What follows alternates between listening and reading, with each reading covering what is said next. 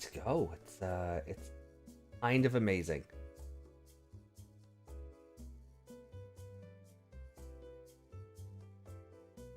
So, are we good?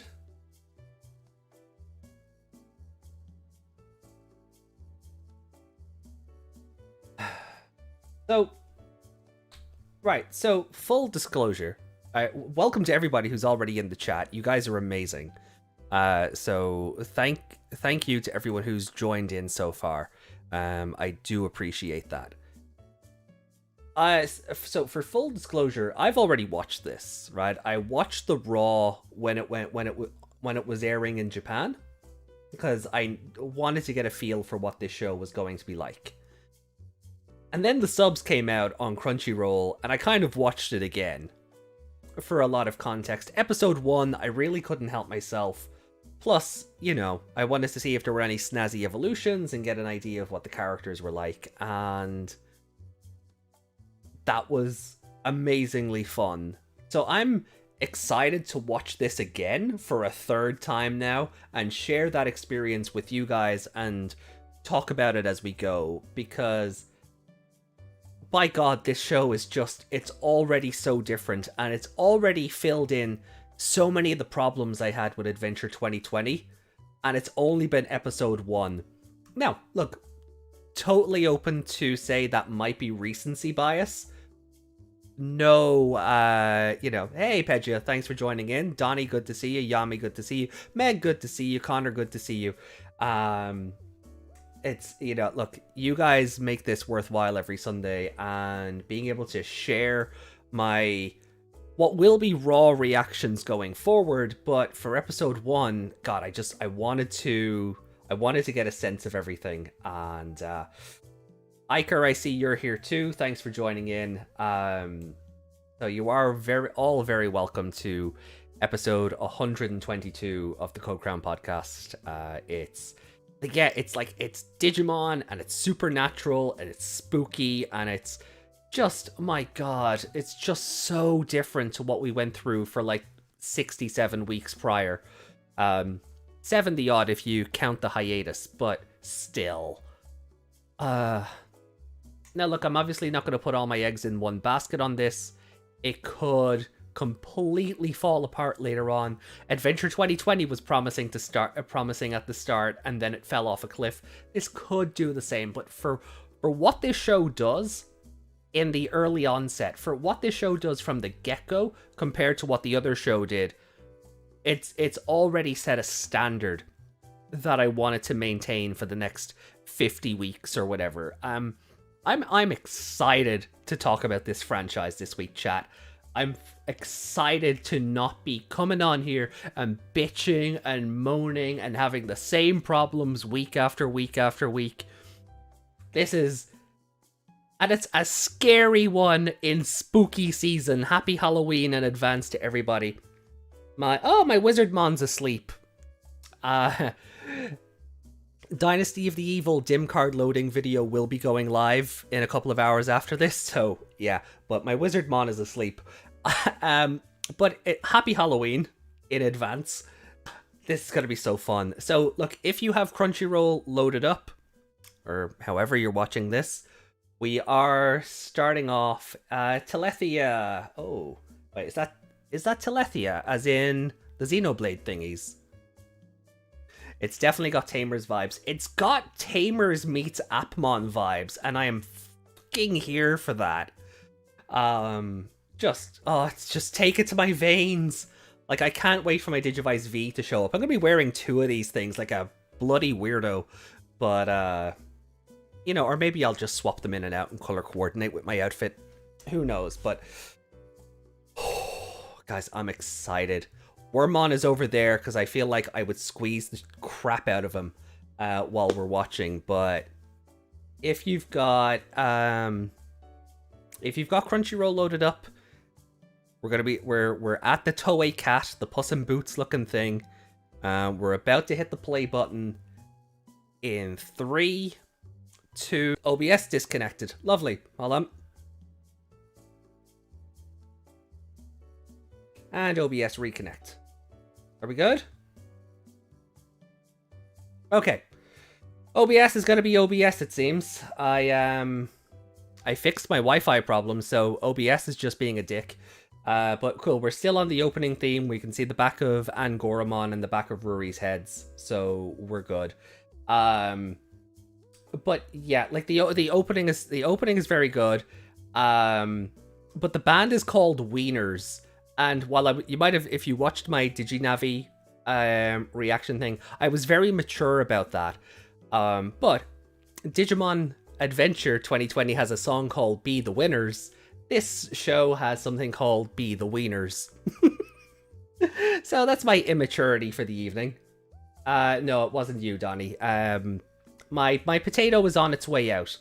So we will be getting a new potato in a couple of weeks to replace the old one, and that should mitigate a lot of the trouble we're having. Plus, I'll be moving, should have stronger internet, etc., etc. But I did fix the internet problems I was having here, so Wi-Fi extenders are a great stop measure.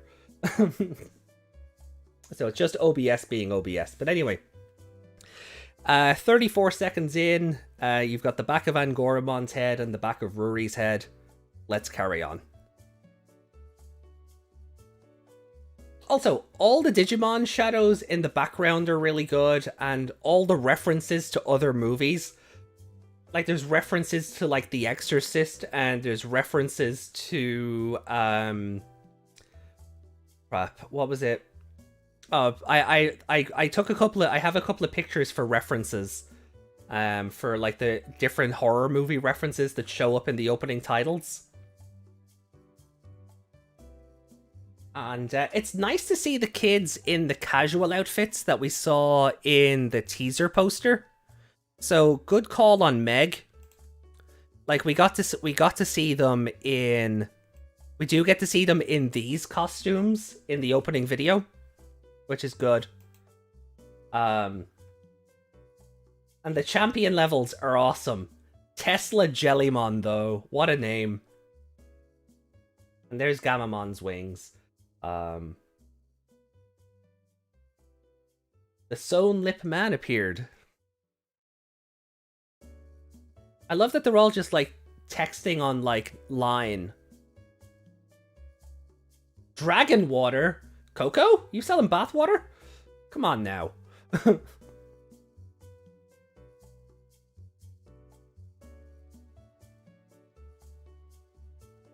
Oh, Crunchyroll. We could not connect to Crunchyroll. Why? Crunchyroll, why?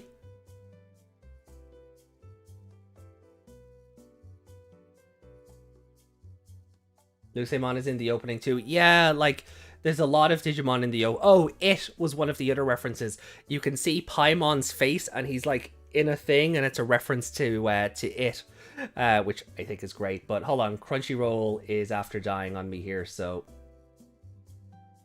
Fun, the magic of live television.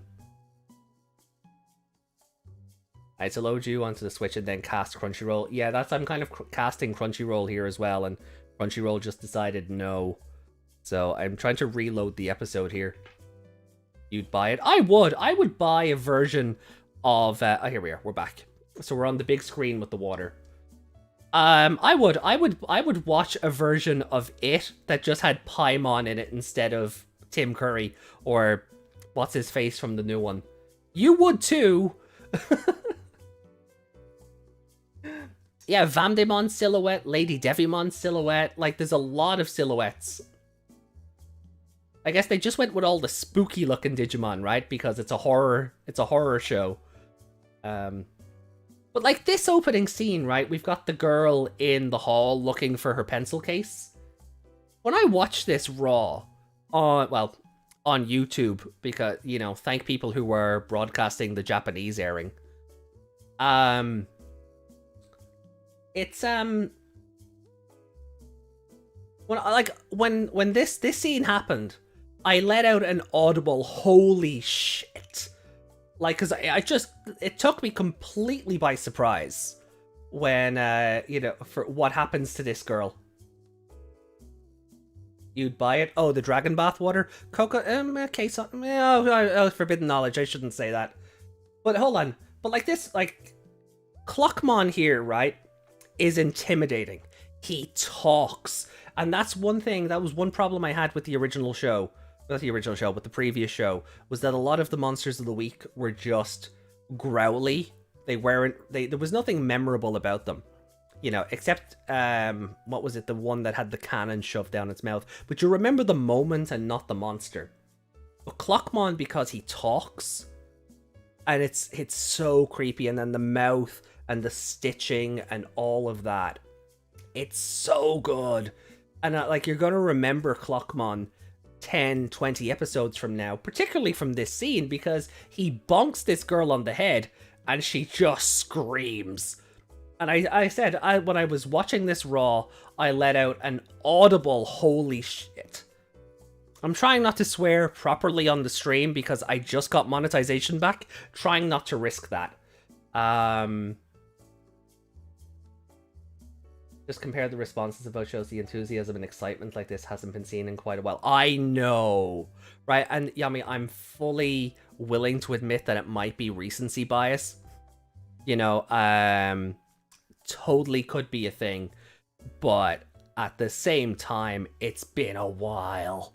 It's just been a while since one of these shows has made me go, just give me more. Can I have more now, please?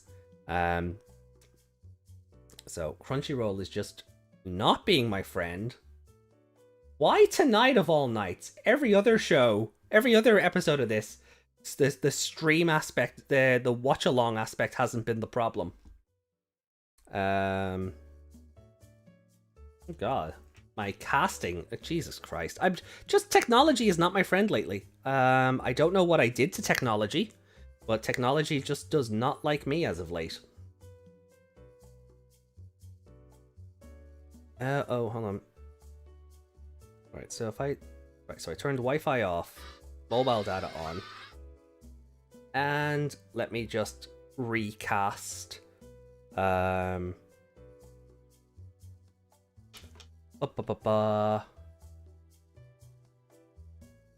magic of live television, ladies and gents, because Digimon is blowing the site up. Yeah, you know, let's go with that. Clockmon is stealing all the time away.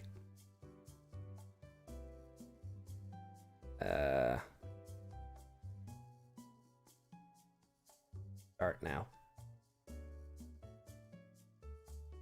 Come on. Sorry. You know what? Screw it. While I'm waiting for this, while I'm waiting for the casting to fix itself, I'm just gonna watch it here. So, is the on-screen chat frozen? It shouldn't be. Oh wait, it is. That's weird. Probably from when OBS died, but I can reload that. Chat, YouTube, refresh.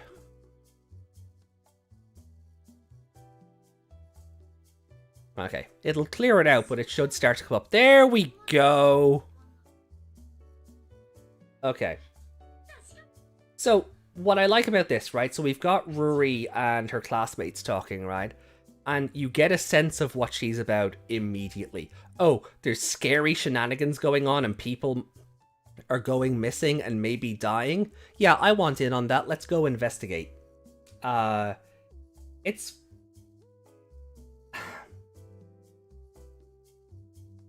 It's, you know, it's... There we go. My casting is working again, so... But yeah, you get an immediate sense of Ruri's character. Like, she's very... not caution to the wind, but there's shenanigans going on and she wants to know what's what. Because she's this social media influencer, and you get that right away, right?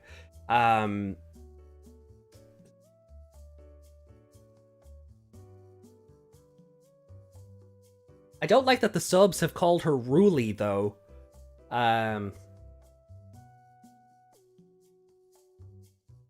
Like, her name is Ruri, or U-R-I, but the subs have gone with or U-L-I, so that's gonna take. This show is definitely going to show proper respect to characterization. Yeah, it bloody well is.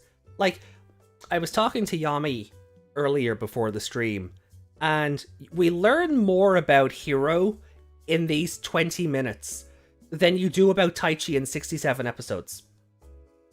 By the end of this episode, you know what sort of person Hiro is, what his family situation is, and why he's a Digidestined. You, it's, like,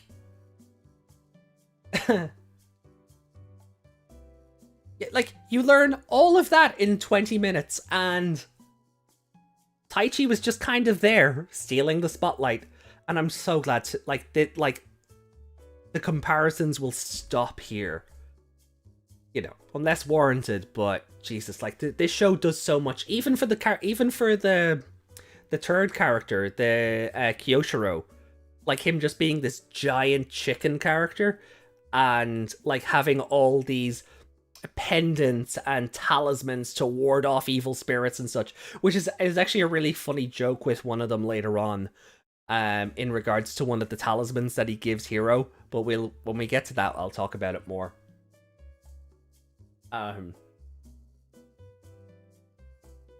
And because Gammamon likes chocolate, I got chocolate for the stream. Don't know if I'll eat it on stream, that'd be kind of rude, but I am going to have a drink, so. And I still love Kyoshiro's character design, like his little cat mouth is kind of adorable.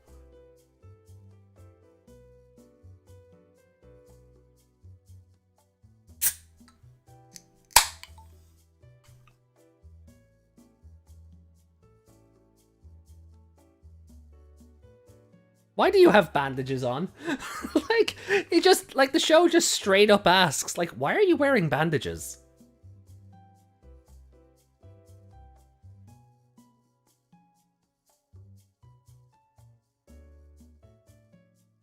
You do not accuse people of such things so lightly. Like, him freaking out that, like, he's being accused of being Clockmon's victim. Good God, like, it's so good. Also, Hiro's idiot friend, I kind of like him. I don't know why, he reminds me of Chitose from Hacker's Memory, just, like, in how laid back he is about things, but, like, he is just a total idiot. Where is my straw gone? Please don't tell me it fell off the desk.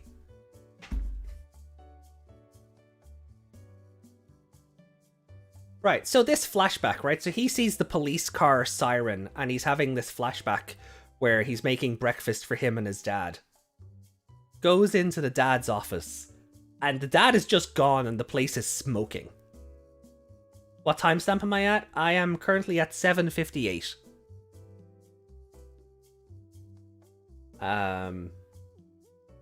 Because I had all that finagling with trying to get the casting to work again. But, there is a trope more than likely. Oh, yeah, I mean, Appmon had it as well with the grandfather, right? But the point I'm getting at is he has this flashback that tells you why his family isn't around. The dad has just gone missing, presumably being pulled in or absorbed into the digital world. And the mother's traveling around the world doing charity stuff. So it's like, you know, one of the questions that people had during Adventure 2020 is, where's everybody's parents? That was a running joke here on the channel, quoting Gammamon, what's a parents? But this goes, this is why there's no parents around. Okay, cool. This show did in 5 minutes what Adventure 2020 failed to do in 67 episodes. Like, the teacher, oh yeah. But yeah, like, anyway, so I'm still on 7:58, so I'm just gonna hit the play button again. You know, and the photo that's been cut in half because of all the smoke, and then he just finds the Digivice with the dim card sticking out of it. Our Jellymon is most likely haunting Kyo. That's what I think as well.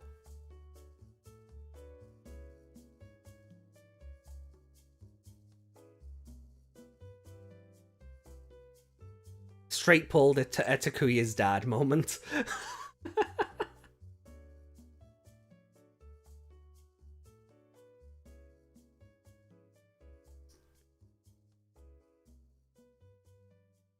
Also, I like that Hiro is kind of like Taiki in a way where he just, you know, he refuses to not help anybody. Like, you know, we're not getting the I can't turn my back on them catchphrase, but it does, you know, he does have this Taikiness about him, which I think is nice. Masaru's dad as well. Digiworld just stealing people's dads. Right? You think Hiro will have to punch him out in 50 episodes? Or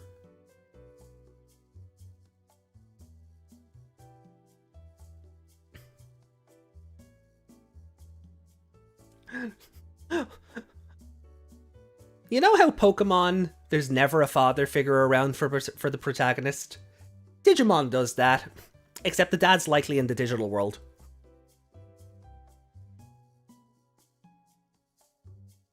Oh no, don't pass out on his Hiro. Yeah, we don't have an we don't have an Akari to throw a big duffel bag pillow underneath him if he passes out.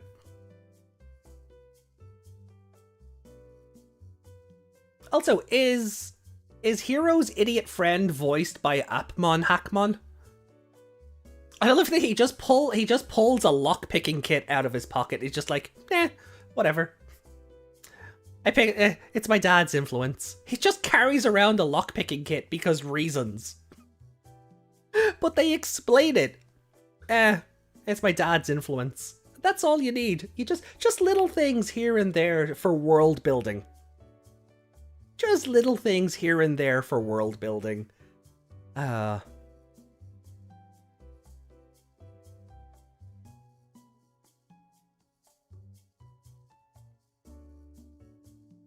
Lilurun made an update. 7G? Oh man.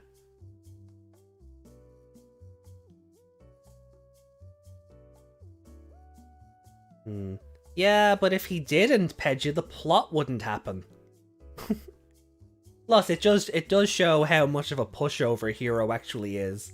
He's got this Taiki mixed with Haru sort of essence to him.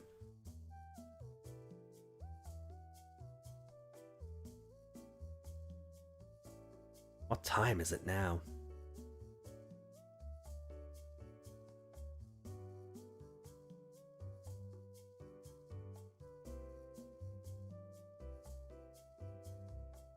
And I'm sorry, right, hold on, I'm gonna pause here, right? Clockmon's on screen and we're on timestamp 11:34. His phone did say 7G. I want 7G. How many COVID vaccines do I need to get to 7G?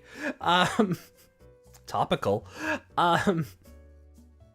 Right, but oh god, I lost track of what I was gonna say. Oh yeah, right. So Hiro's friend, right, taking all the photos, right?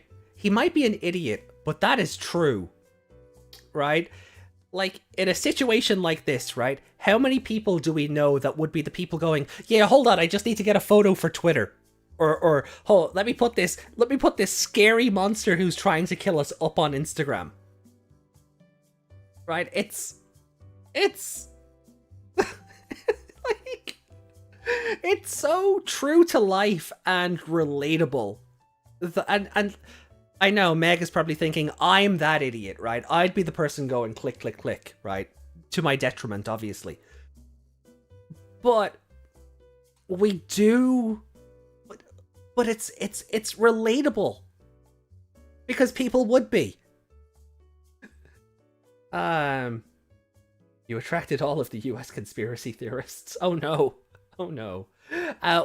That said, welcome to everybody in the chat. Welcome to me gush over Ghost Game episode 1 for half an hour. Technical problems aside. Welcome to my gushing over this anime. Groose Gammamon. Yeah, I think his proper name came out. There was a proper translation for his name. like, but we'll touch on the Gammamon evolutions again after the episode. So 11:34 is our timestamp. Hey Iker, I thought I said hi to you earlier on. Thanks for joining in. So 11:34, I'm gonna hit the play button again, and let's keep going.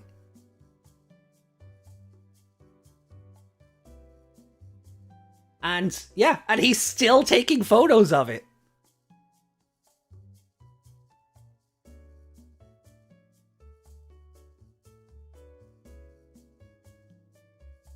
Bonk!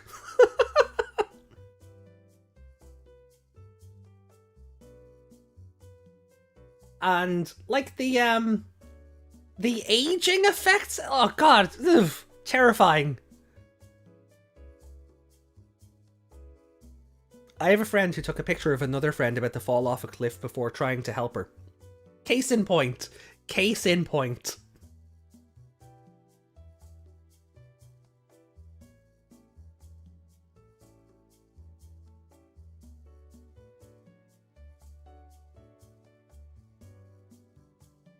Light, my only weakness. Oh, the animation is creepy. It's why, like, with the girl at the start, when she gets attacked, it's such an oh good god moment, because it's so different to what we're expecting. Like, I like that Clockmon is threatening. Hey, Jackie. Oh, okay, right. So here's the scene I was talking about, right? Where Kyoshiro's gonna give him this talisman thing, right? So, you buy. The aging makes me think of when SpongeBob turns dry. Okay, so I'm gonna pause it here, right? Timestamp 1313. The talisman that he passes on to Hiro is a talisman for a safe pregnancy. Right? That's what it is. It's a talisman for it's a talisman for a safe pregnancy, right? So, oh, you can see all horror movie references in the... You can indeed. Like, there's The Exorcist, there's It, there's a couple of other ones. But yeah, like, there's a lot of horror references. Give me Evil Dead references, please. How am I? I'm very good. If that's not obvious. I don't think I've stopped smiling for the last half an hour. Nosferatu, yeah, that one's in there as well, yeah. Piedmon, it does an It impression. There's another one with the reflection in the mirror that I seen. I couldn't place the movie, but it just made me think of when Macho Man is seeing Hulk Hogan in the mirror, and I'm just like, or Hogan seeing Warrior in the mirror. I'm just like, yeah, I'm pretty sure that's not what they were getting at. Imagine if Nomura is one of the main characters. That wouldn't surprise me. Like, if he's he's that kind of idiot character. Like, he's kind of... No, I wouldn't say he's the Zenjiro of the show, but there is, like, it wouldn't shock me if he was like our fifth or sixth character.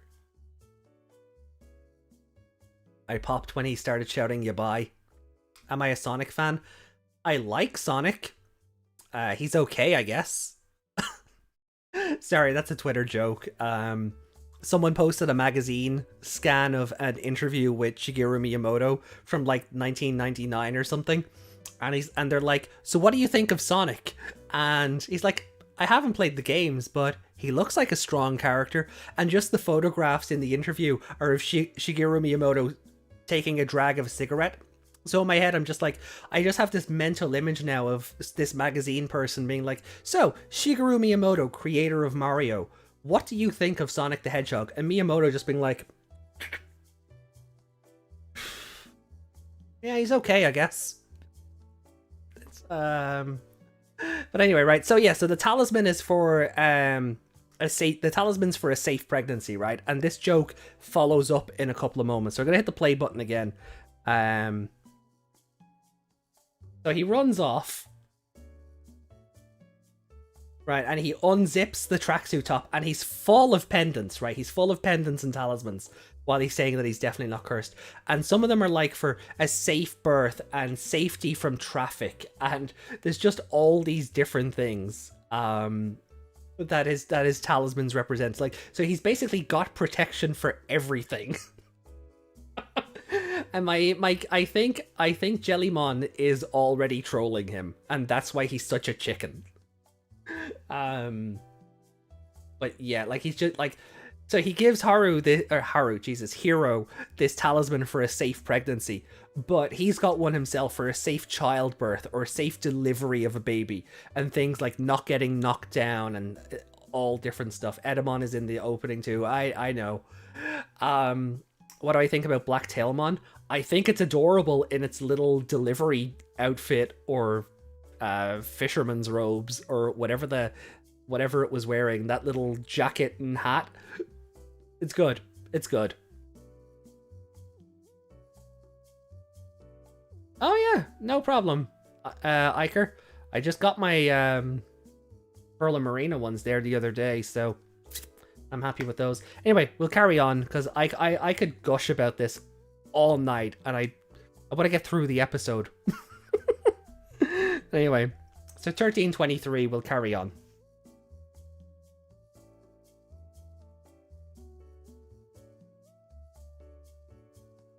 So, there's something in there with him.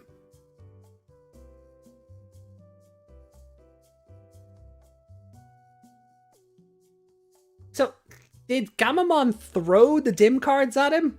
Is that what we're meant to take from that? Or was it the Black Tailmon that threw the dim cards at him? So 3 dim cards and 3 Digivices.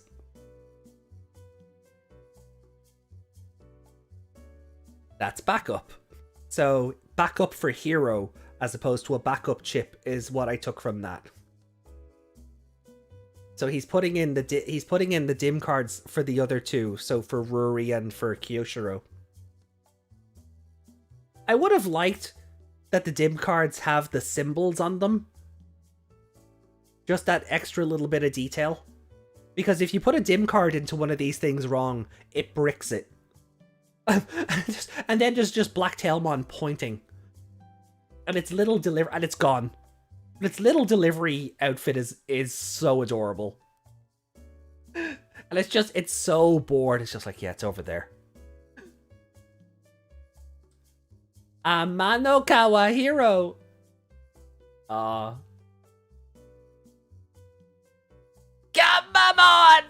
Oh, he's so cute. He's so cute. And Hiro, with the appropriate response to meeting a monster for the first time, freak out. I don't think we've seen that since... Well, Haru kind of freaked out. Well, Taichi was outright scared of Koromon in the 99 show. So it's been all, hey, it's Dad. Octo! A lot of Sergeant Frog, Preacher, and Yu-Gi-Oh! People in this. Well, I mean, Hiro is voiced by Try and Kizuna Izzy. Well, it's like a cyberspace. So is he in Eden? Buying plushie whenever they let me.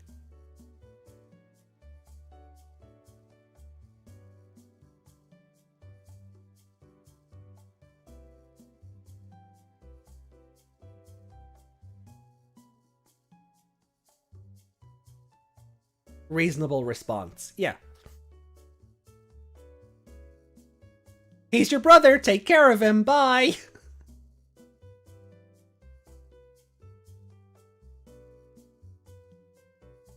Take care of your brother. Bye. I love how aloof the dad is.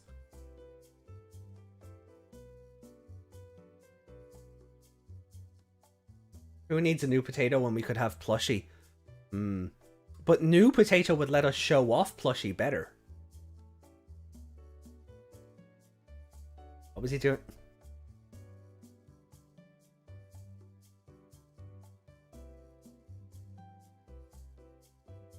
Yo is Wizardmon. Yeah, he's the original. Yeah.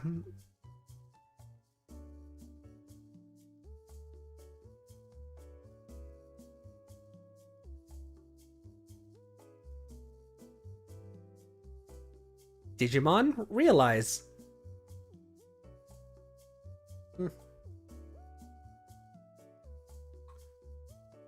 Hiro, take care of me. He's adorable. Oh boy. Here comes the plot. Have you ever played Fire Emblem? Yeah. Grr.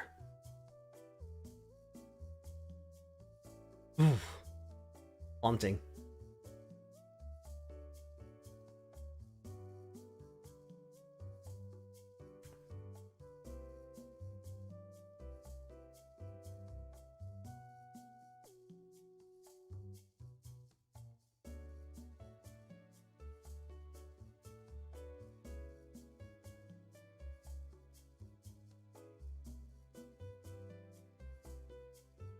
You give bad vibes. Like, Gammamon literally told this guy, yeah, I'm not vibing with you.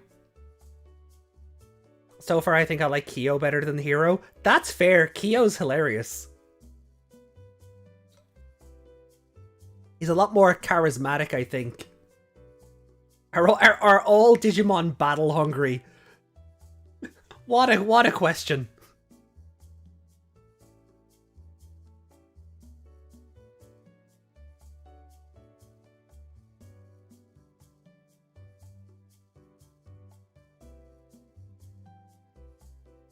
Yeah, there's a Sorcerymon silhouette in the opening too, behind the Wizardmon one.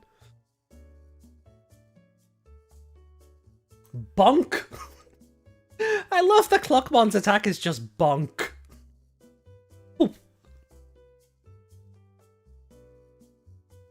Oh, Akira Ishida? Yeah, he's like in everything. Like, he's one of those actors. He's in everything. Oh! Dark Evolution tease! Episode 1 and we're already getting a Dark Evolution tease.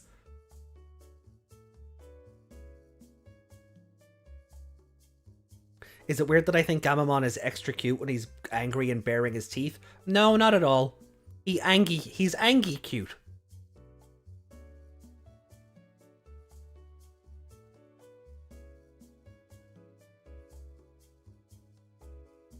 There was seems all the dim cards are locked to a Digivice already, so that's why Hiro got the backup response.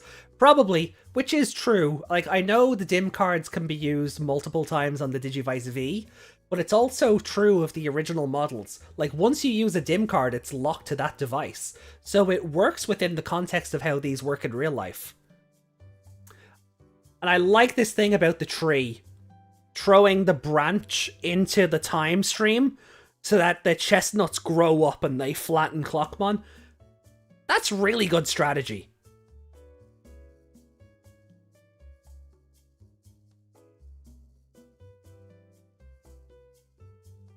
He's like an angry little pupper. Yeah.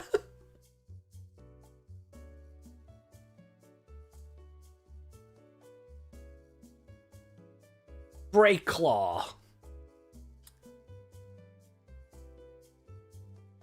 And for those wondering, the Digimoji that comes up says Break Claw as well.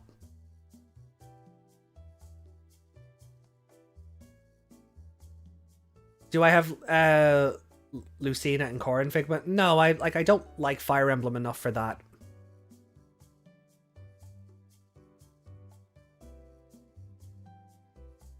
Even Clockmon is scared of Gru's Gammamon. Yeah. But he gets away, which means he'll be back. Which I think is, because he's already memorable enough, the idea that he'll come back later on is really intriguing to me. Because he leaves an impression, right, with everything that goes on in this episode. So Clockmon getting away, you're just like, oh no. There's that sort of... It's anticipation and worry that, like, it's not over. And now we're on the ending sequence. But, and this art is beautiful. Can I have posters of this? Because all this art is amazing.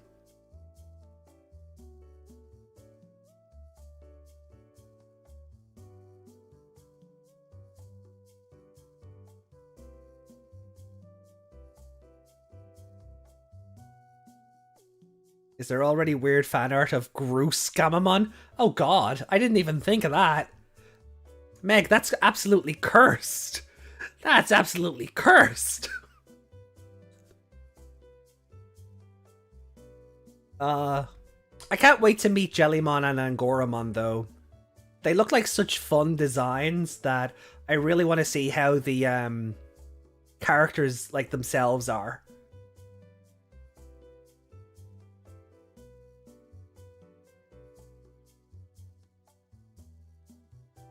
So we got Mummymon next week, and it looks like he'll actually be scary for a change. Good for him!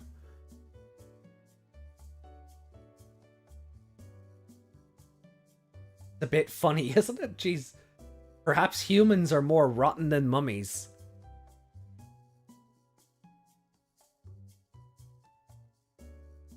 The mystery of the museum. Okay. Just Gammamon with a pompadour. Yeah, hold on. Let me have a look at those, let me have a look at those, names again, because I did see a tweet earlier with them properly translated. So let me just find that. Profile likes. Speaking of Twitter, you can follow me there. Right, that's my shilling done for the night. Where is it gone? Right, so the red one, Betel Gammamon from. God, it's German. I can't pronounce it, but Betelgeuse, maybe. Thanks, Meg. Yeah. So that which is in the Alpha Orionis. Then there's Chaos Gammamon, from Chaos Australis or Epsilon Sagittarii. Wezen Gammamon, Wezen from the Delta Canis Majoris. And then it's Gulus Gammamon, which is from Regulus in the Alpha Leonis. And then we have Canovismon from the Canopus Alpha Carinae. So it's Gulus Gammamon. Gulus. From Gulus as in Regulus. And happy birthday, Iker. I did have an energy drink earlier that was birthday cake flavored. It was bloody well awful. But happy birthday to you, dude. And many happy returns. So I think I've kind of gushed as much as I can about this episode. The animation is really good. Obviously not perfect in some places, but you can tell there's a budget. Clockmon is terrifying and memorable. That opening scene with the girl in the auditorium really sets the tone for what to expect throughout the show. You get a good sense of the characterizations of the main three immediately. You get Haru, I keep calling him Haru. You get Hiro's backstory in 5 minutes. So that just answers everything you need to know going forward. Dad's off in the digital world. Mom is traveling the world for charity or something. But like, it's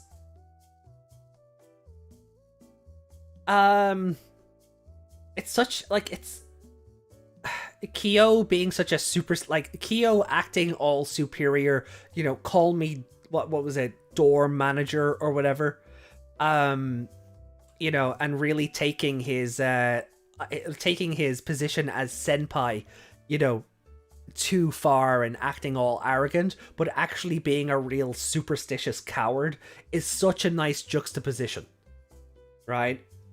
And then all the talismans for the different things, traffic safety, birth, pregnancy, travel, all that stuff. And then Ruri, like, we only seen Ruri for about a minute or so, but you already get a sense that she's adventurous and maybe likes to stick her nose into places where it might not belong. So I'm really looking forward to seeing more of them and how they react, how they interact in episodes coming up. Next week seems to be more Hiro and Gammamon shenanigans as they take on Mummymon. So we probably won't see much from Ruri and Kyoshiro until like 3, 4, 5, unless it's a really slow build to bring them into the team. He's acting arrogant but playful in his delivery of that. Yeah, definitely, and it's really nice to see. Ruri isn't a cult club member.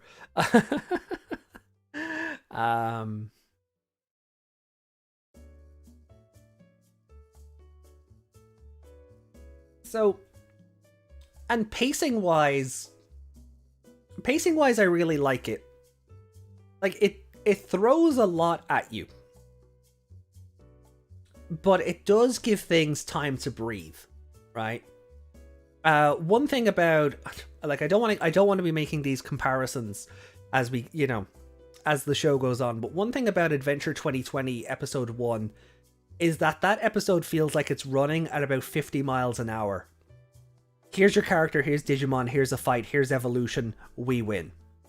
Right? The show, like, it's over like that because the episode is just running at 50 miles an hour.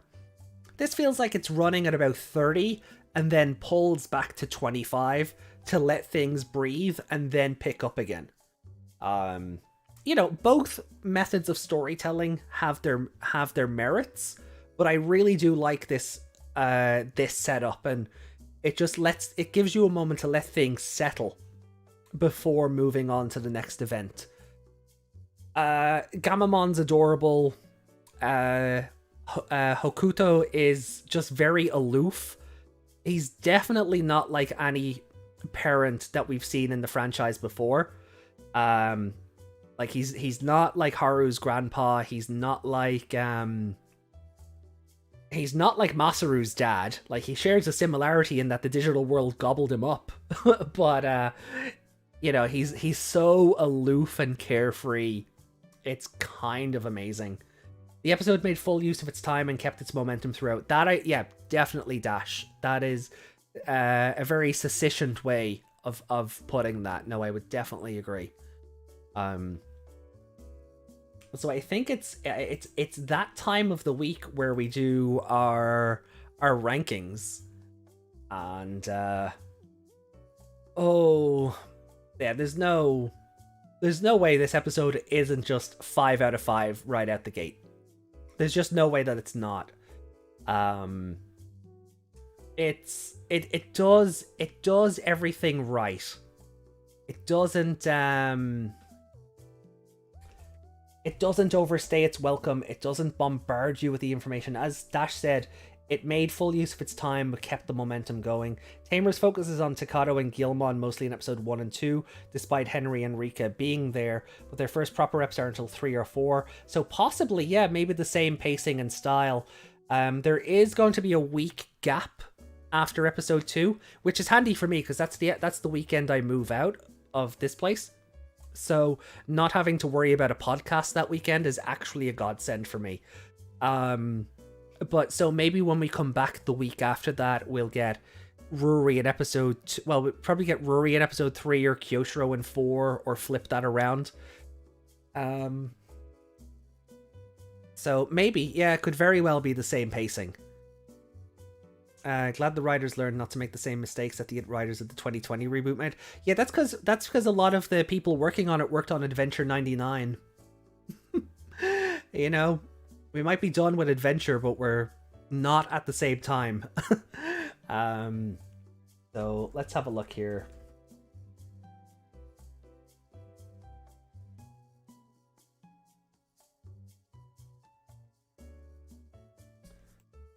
So let me get the display capture up, and then we'll have a look at what we're doing. Okay. So I'm having a good day. Well, that's good, Iker. I'm glad you're having a good birthday. Sorry, I don't mean to come across like I'm ignoring you. Just, again, I'm trying to cater to everybody in the chat, so I am glad you're having a good day. 100% agree. I've not found anything in this episode I don't like. No, the same. And look, I'm fully open to being accused of recency bias completely. But this did everything in 20 minutes that I bitched about Adventure 2024 for basically anything after episode 20.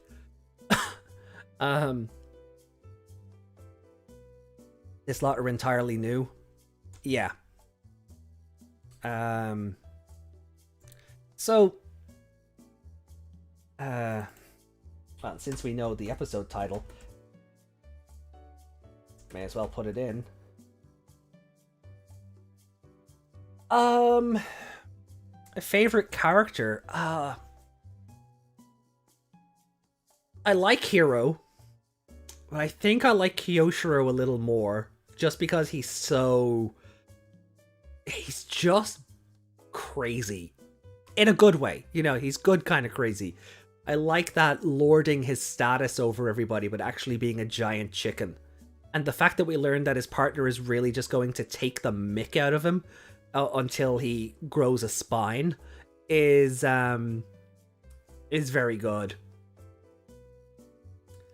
Kyo would have to be second, would seem odd to be Rory considering she attends a different school and is only known on social media. True, but Rory has already sort of hinted at, you know, sticking her nose in where it doesn't belong. So it wouldn't surprise me if the two, you know, met up, or Hiro saved her from shenanigans and gave her a Digivice or something. I don't know. But getting Kyo and Jellymon next is, I'd say, more likely. I'd say you're right, because they're in the same school. And especially now, like, if Clockmon has a vendetta and he's coming back for Hiro and that school, Kyoshiro getting lumped into everything is probably where they might go with it. But I don't know. Like, I like Hiro as a character. I don't know if he'd be my favorite character of the episode. Clockmon is mine, a villain that didn't die and could develop. Yeah, that's a very valid choice. I think I might go, oh god, Kyoshiro or Clockmon. Like, if I had to pick one, would I prefer Kyoshiro or Clockmon? Because,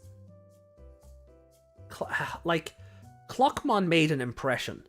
And that opening scene with the girl in the auditorium, like, I can't gush over that enough. That is just horrible. But Kyoshiro is just funny. Oh boy, oh boy, oh boy. What do I want to do? They're in the door. Yeah, they're in a dorm too. Yeah, so Kyoshiro is like down the hall from Hiro. So it would make more sense if he got wrapped up in things and Rory came along last. Oh boy, oh boy. What do I want to do? Oh, there we go. That is so handy for that. So now I can keep the chat on screen and have our ranking shenanigans up. Hiro's friend was funny. Wouldn't be surprised if he was a Digidestined later on. Nomura? Yeah, if Nomura ended up getting a Digivice later on, wouldn't shock me. Because he's kind of like Kazu or Kenta from Tamers, right? You know, the stupid friend that the main character hangs around with, but eventually ends up getting wrapped up in the story. And especially since he's actually being attacked by Clockmon, he has this personal tie to the story already. So it wouldn't shock me if he got a Digivice down the road. Maybe he'll be the sixth ranger character. You know, maybe he'll fulfill that trope. Tough to say. I definitely pick Kyo. Clockmon was scary and awesome, but I don't like him. Yeah, like, totally makes sense. You're not meant to. You know, but he is meant to make an impression and make you feel awkward and uncomfortable and everything. So, like, Clockmon did his job if that's how you're feeling. So, God, where's my wallet? I need to flip for this because I don't know if I like Kyo or Clockmon more. Like, Clockmon stands out, but Kyo has such potential as a main character.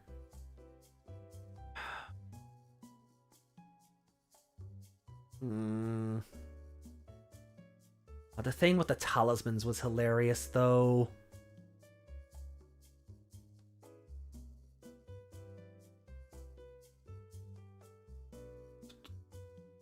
I'm gonna go with Kyoshiro. Clockmon is either tied first or a very close second. So I'm gonna go with Kyoshiro.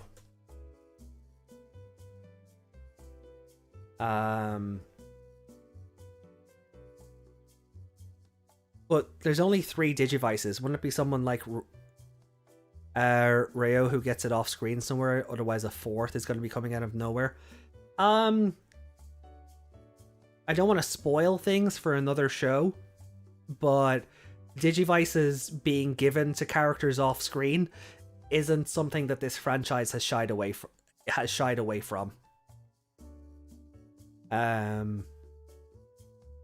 Hell, actually, Cross Wars, a certain character who was also partnered with a Clockmon, just made Digivices for other characters so that they could be involved. So it wouldn't be the first time.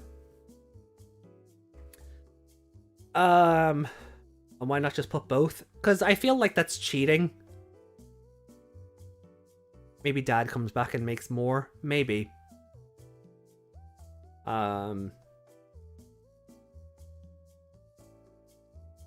don't the Digivices always appear out of thin air? Not always. Not always. Like, it depends on the show. Like, Cross Wars actually had a character that made Digivices. In Savers, they were human-made.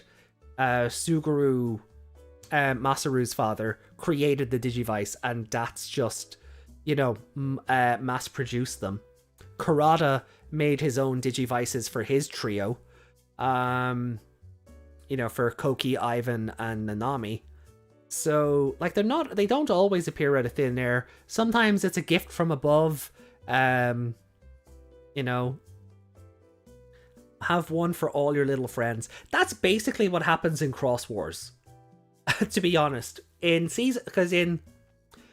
Oh god, right. In part 3 or part 2, depending on how you look at Young Hunters, the rules are different in how Digimon battles take place or Digimon hunting takes place. There's rules that you can only have one partner out at a time.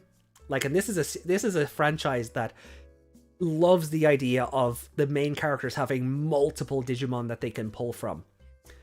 But Cross Wars part 2 or 3, depending on how you look at Young Hunters, nixes that and goes, no, you get one. And you can only Digicross with one other. Right? So you can only have one monster out of your device at a time, and you can only Digicross with one other monster at a time. Or one other person's monster at a time. So to get around this, they give characters who were side characters for the guts of 70 episodes extra Digivices and go, break the rules, go for it. Summon Cross 7, do it. Or get involved in the battle. Here, you take these monsters that I can't use, you take these monsters I can't use, and we'll bend the rules a little bit. But the guy just straight up makes their Digivices and goes, here you are. So so that is basically what happens in Cross Wars. There's one for everyone in the audience. Black Tailmon is just a delivery service. It's adorable though. I love its little delivery outfit. Now that I think about it, all Digimon seasons have a character appear after the main cast is fully established. Yeah, season 1 was Kari. Season 2 was Ken. Well, let's just say Ken. Tamers was everybody who ever showed up on screen. After Takato, Ruki, and Henry, Tamers was just everybody else. Ryo, Kazu, Kenta, Jerry, everyone. Frontier had Koichi. Savers had Ikto. Cross Wars had Akari and Zenjiro. And Yu, Nene's brother. Appmon had spoilers. I can't talk about it because I know people in the chat are watching Appmon for the first time, so Appmon does this as well. So the only show that didn't do it was Adventure 2020, because the secret characters were already in the credits for the show. They were already spoiled in the credits. We need more Digimon simply going and wearing clothes. Yeah, no, I totally agree. Black Tailmon in the delivery outfit was amazing. Like, it was just adorable, and it was just that deadpan, bored of everything expression where it's just... And then it's gone. It just disappears while it pulls a Batman while Hiro is looking the other way. You know, I mean, you could argue Takaru and TK and Kari were the extra characters for Adventure 2020, the ones that showed up after the cast was developed. But there's argument to say that they're not. And yeah, see you later, Iker. Thanks for joining in. Enjoy the rest of your birthday. So it doesn't... You can say Meg. Meg is watching for the first time. Yeah, well, I know there's other people as well. That's why I've gotten given out to in the comments for spoiling things. So I'm trying to be respectful of that. It's, you know, it's not all about you, Meg. Like, come on. No. But, yeah, so it wouldn't shock me that we get more characters after the initial 3, once the story picks up. I just hope that they don't do it like, Sentai does this as well, right? And I always make the comparisons to Sentai because they're the same company. But Sentai has gotten a lot more impatient about it in recent years, where the 6th character or 7th or 8th are debuting in like the opening 10 or 20 episodes rather than further down the line. So I'm hoping the show has enough faith in itself, or can at least hold in the temptation to Skullbaluchimon. That's the name I couldn't remember. My video for the Dynasty the Evil Dim goes out later, and I could not remember Skullbaluchimon's name for the life of me. But for some reason, seeing Sleek Emu and Black Tailmon side by side triggered Skullbaluchimon in my head. So thanks, Sleek. We simply need more Digimon designs that deviate from their standard model. Add a hoodie, modify their expression, change their fur, whatever. Yeah, like, it's such a memorable moment. And that Black Tailmon is in the opening. You can see it in one of the scenes running alongside Hiro, who has Gammamon like in one of those baby carrier things. You can see that Black Tailmon in that hoodie running alongside them. So I reckon it's going to be a recurring character. So that'll be fun.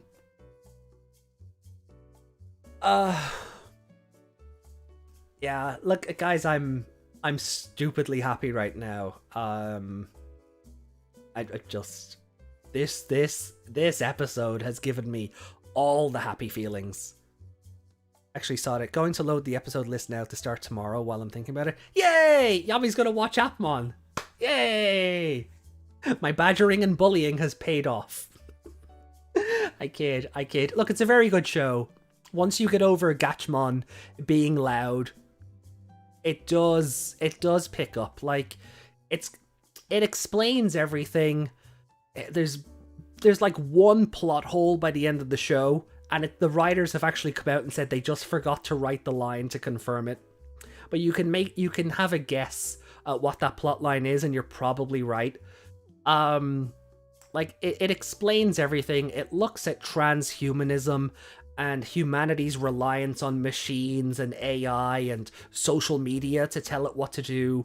It discusses the dark web. It's it gets the best female character in the franchise as far as I'm concerned. Sorry, Nanami, but like it's a really good show. It is, I understand the hype. I should be working on an art commission, but I can't stop thinking about Ghost Game. I want to draw Clockmon. Do the thing. Do the thing. Yeah, no, it's like, and like a lot of, from the previews for this show, I do think it's taking cues from Appmon, at least in terms of like evolution sequences, because in one of the teasers you do see like this 3D computerized Gammamon, and it is similar. It is similar animation style to the Applemon evolution sequences. So, but that could very well just be taking one thing that worked really well and applying it somewhere else with a different twist. But so we will see a bit more of that based on the teaser trailer. Oh. But yeah, look, guys, this is a 5 out of 5 episode. Dethroning Nanami. Not dethroning, but she's certainly written better. Nanami is one note, but Nanami is also amazing. So, like, Nanami would still be, if I were a younger human being, Nanami would still be my Digimon crush. That doesn't change. But Eri is written fantastically, so much better than any female in this franchise. Any of them. There's, I want to see a meme where Clockmon asks what time it is and the character goes, "It's time to duel," and then just bonk, no. Yeah, like, this Clockmon, especially compared to the Clockmon from Cross Wars, oof.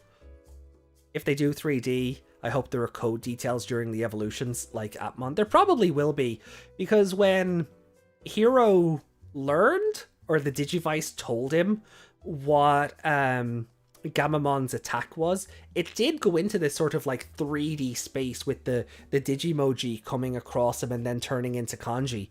So it's probably not impossible. But yeah, like this episode, I'm so excited for next week. If it keeps this momentum up, and if it has to fall off eventually, right? We have to get slower filler episodes eventually, right? But if it keeps this momentum going for a while, it this has the potential to be one of the best shows that we've gotten in a long time. And I like, as much as I loathed Adventure 2020, I do appreciate that it was probably a necessary evil to be able to get this, right?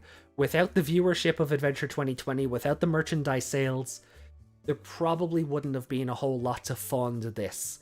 So look, as much as I loathe the show, I do understand it was probably a necessary evil in the long run. But let me have a look. Well, I suppose this is the point in the stream where we get to your... Oh, my phone died. Well, hold on. They plugged the charger in. That does make me curious. Rika was very well written also. Look, maybe it's a recency bias, or maybe I need to go back and like give Tamers a proper rewatch because it's been a number of years. But I do think Eri is better written than Rika in the grand scheme of things. Mummy is an ultimate perfect, right? So I wonder how they're going to fight it. We might get an evolution next week. That might be... But I would actually be okay if we don't. Like, if they drag out the evolutions. Because one thing I am worried about is that Gammamon gets 4 champion levels. That's one thing that I'm kind of like, not sure I like that. Like, I get it. Gamma or GB correction. I get it. But you know, and based on how the vital bracelets work, where you can have different evolution trees, it makes sense. But I wouldn't be, I wouldn't be too surprised if people feel main character fatigue when Hiro gets 4 evolutions. One of them is dark, sure. Gulus Gammamon, he's a dark evolution, sure. But you'll be rewatching me and it makes your laptop she might. True. So, and even in the opening, like, they show off the 3 main ones in the opening, Betel, Kaus, and Wizen Gammamon. So I wonder, will Betel Gammamon be the main one, and the other 2 just show up now and then?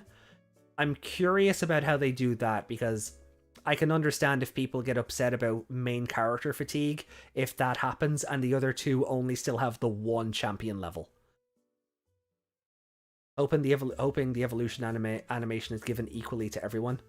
Now, real question, is Gammamon in the Agumon Digivolve line? I don't think so.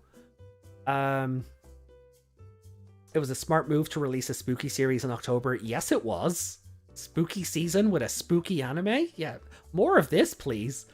Although, Young Hunters and Appmon also aired in October of their respective years, if I recall. October 1st and 2nd, respectively. So October just seems to be a new show release time for them, but thematically it couldn't be better. You know, the show centered around horror in Halloween season. Yeah, more of that. Not everything should be resolved simply by raw strength. Digimon can do far more than simply evolving and beating the shit out of each other using bigger muscles. Yeah, and the director, you know, basically said something to the same effect, and so did the voice actors. When I was reacting to the DigiNavi stuff, Hiro's voice actress basically said as much, that there's going to be different ways of resolving conflicts in this show, and I'm really looking forward to seeing what they do with that, because, you know, I know it's a monster taming show, but sometimes you want something more than who can attack the largest.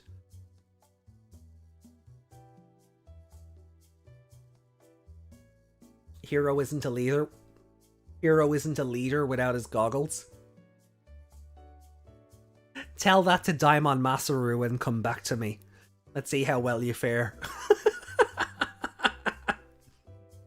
We still don't know if they'll get a mega or this will be a short show. I think they will. I think the reason the megas aren't on the dims is for spoilers. Honestly, I think that's all it is. We'll probably get like a Gammamon 2.0 or Jellymon and Angoramon as well. We'll probably get a 2.0 version of the chips down the road, 6 or 7 months time with the mega levels on them. I think at the moment they're just not included on the dim cards for spoilers. Which makes sense, you know. Hiro's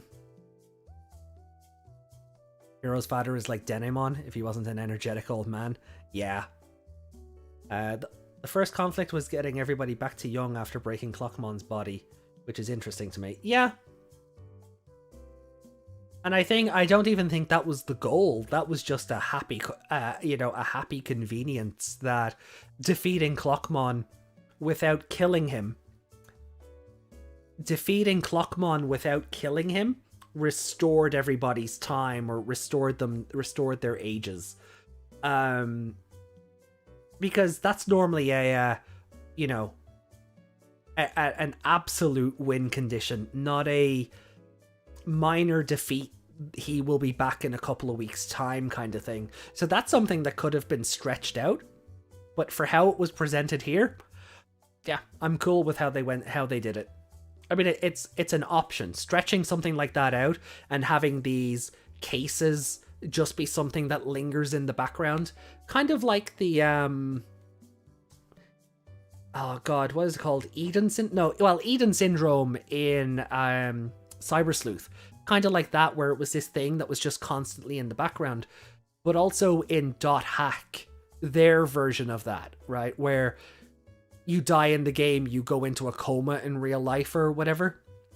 So that, like, so the effects of Clockmon could have still well been felt 5, 6, 7 episodes from now, but, you know, but presentation is everything.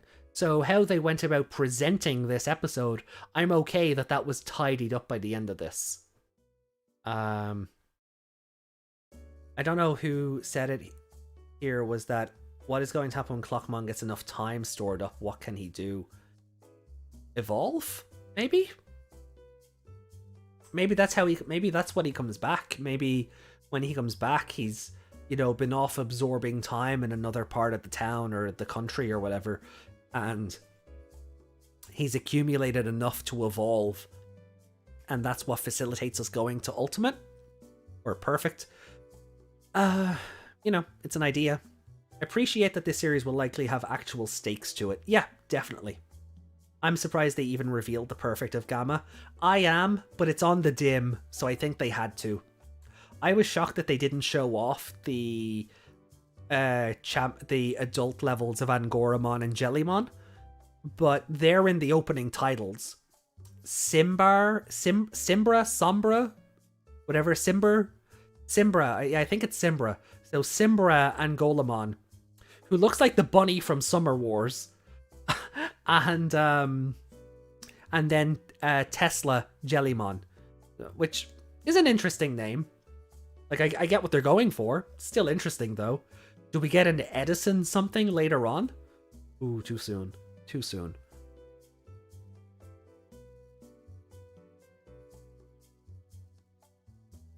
This is why I like when Digimon fight in the human world rather than the digital world.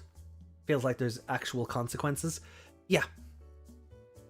Yeah, definitely. And that was one thing I did like about Tri at the start, like Taichi having this sort of, oh god, everything around us is being destroyed and people's lives are in danger. As opposed to fighting in the digital world where the most damage you can do is that a mountain breaks in half or some trees fall over.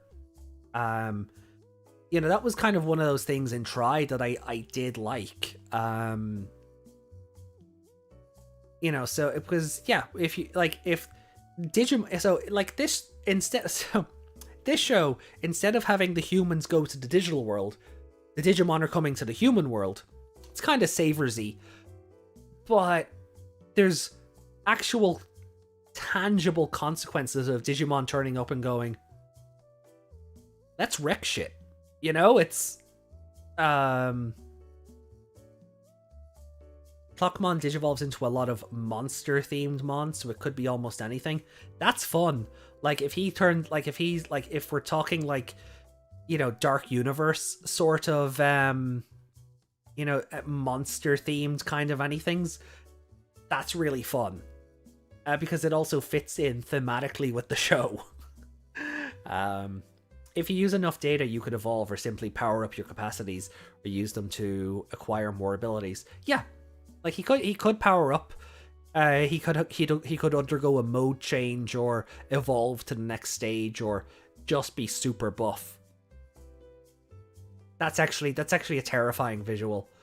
I meant buff as in powered up, but now I'm just seeing Clockmon with the giant mallet just as like with like an Arnold Schwarzenegger in his prime body, and I'm after scaring myself. Yeah, I didn't need to do that to myself. Oof. Oof. I'm gonna be ordering the Tri 6-pack. Still haven't seen all the movies. Well, I hope you enjoy them. I do. I hope you enjoy them. Right, let's see. Has my phone recharged enough that I can go through your comments from last week, and then we can get ready to wrap things up here.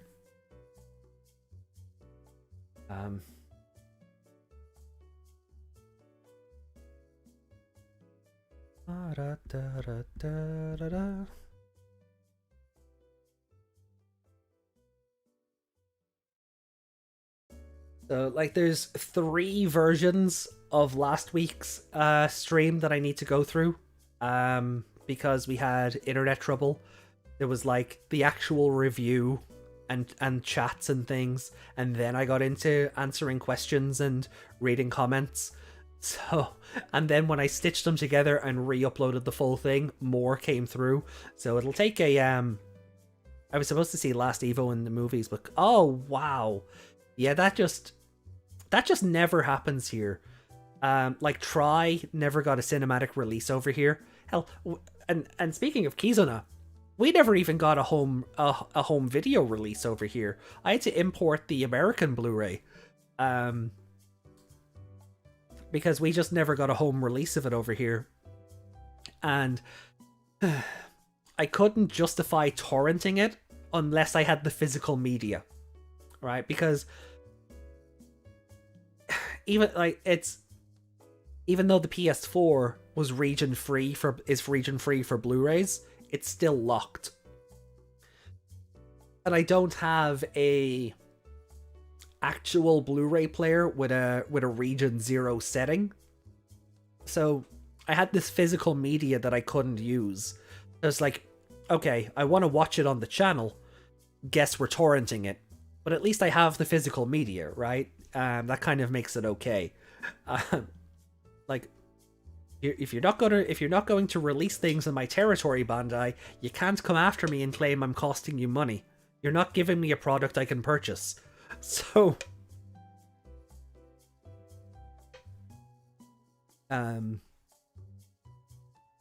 hopefully whoever the main villain is isn't just defeated in the middle of the season. I think they will be.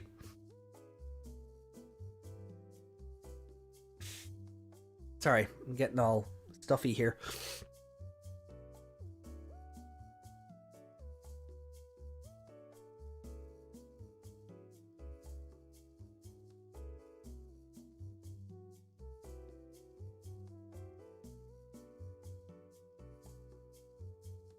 Oh, sorry, had to blow my nose there, and I didn't want all on the mic. I think there will be. I think it'll be ironic this scary season will not have a Nightmare Fuel end boss.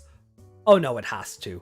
But I think in terms of there being a mid-season boss and then a big boss on top of that, I think there will be, because I think it's Gulus. It's Gulus Gammamon, right? Final boss will be the possessed father of Hiro. Oh great, so Suguru and Yggdrasil all over again. Fantastic. Did I talk about Lucemon in the opening yet? Yeah, we covered that. There's so many in the opening to keep track of all at once, but Lucemon, Wizardmon, Sorcerymon, Lady Devimon, Paimon, Marine Devimon, I think. There's so many in the opening shadows that it's just so much to keep on top of.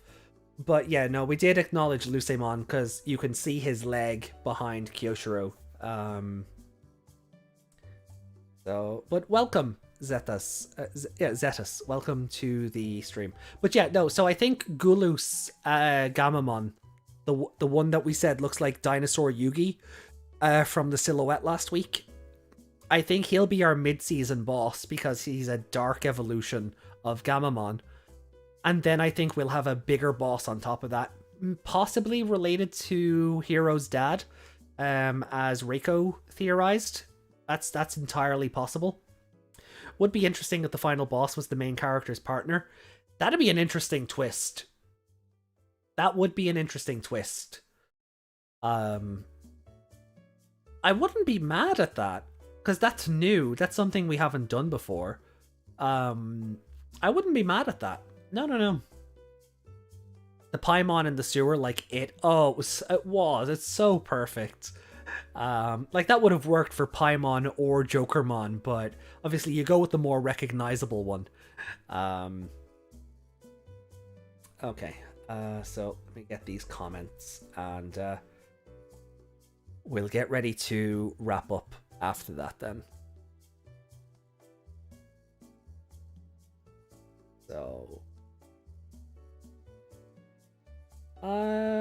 let's have a look here.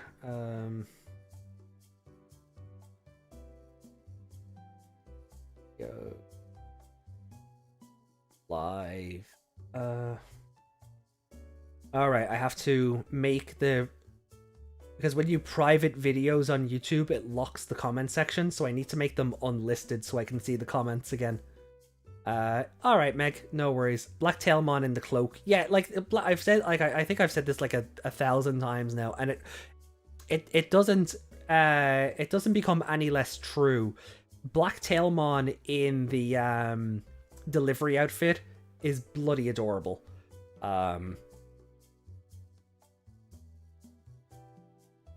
They could take some inspiration from Digimon Rearise Harrismon.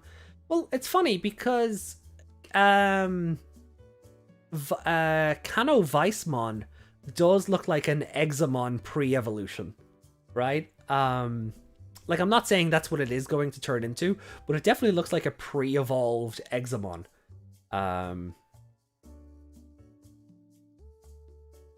Okay, so we have a comment for last week from Nambasem, who said, really enjoyed your reviews throughout the series, referring to Digimon 2020, and the Digivice gameplay. Everything about this episode is so good, starting from a Badomon core form, awesome fights, other functions for the Garuru cannon, such as missiles, and the Brave Shield from the Grey Sword, the other Chosen Children fights till the end, the double sword and double cannon, Omegamon are dope, the happy ending scene showing everyone from both worlds. Oh, I've clicked out. And finally, Break the Chain orchestra version and part 2 of it making Omegamon Alter S feel majestic.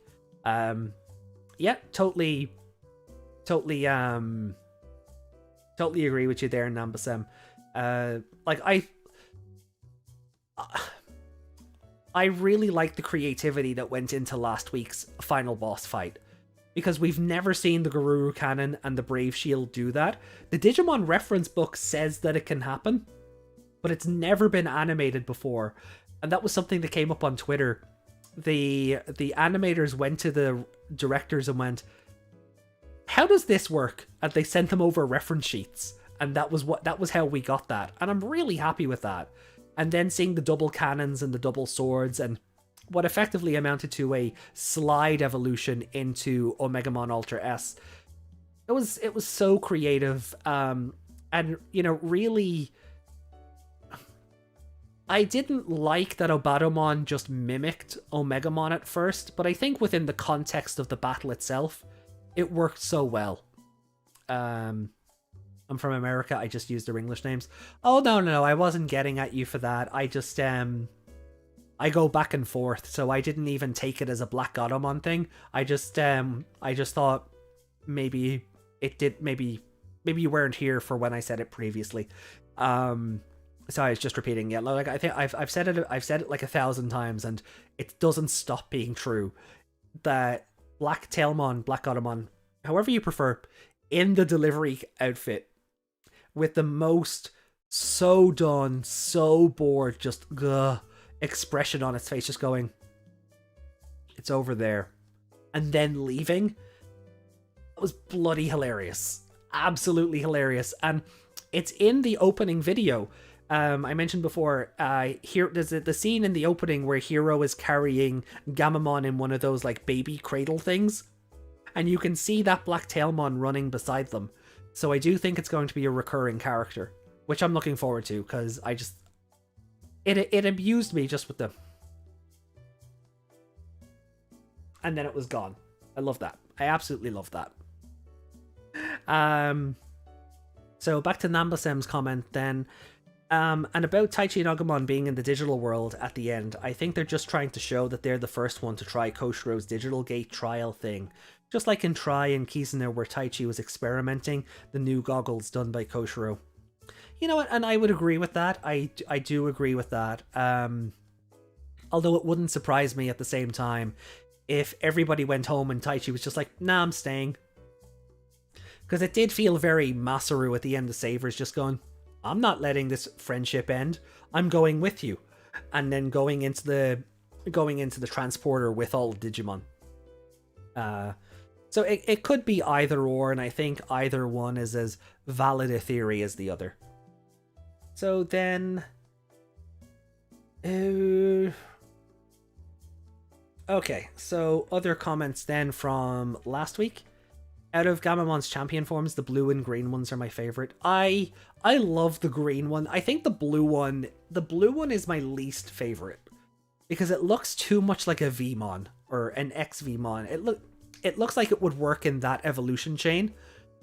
The red one kind of reminds me of Omega Shoutmon, weirdly.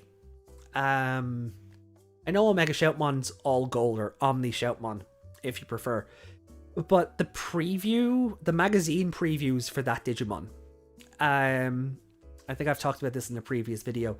He was all red, like completely red, in a magazine preview showing that he was coming up. So seeing Battle Gammamon just being completely red reminded me of that. He's got that sort of similar cockiness to his facial expressions as Omega Shoutmon. So it just reminds me very much of that. The green one, though, it's a Triceratops with railguns for horns that look like they are bandaged to his head.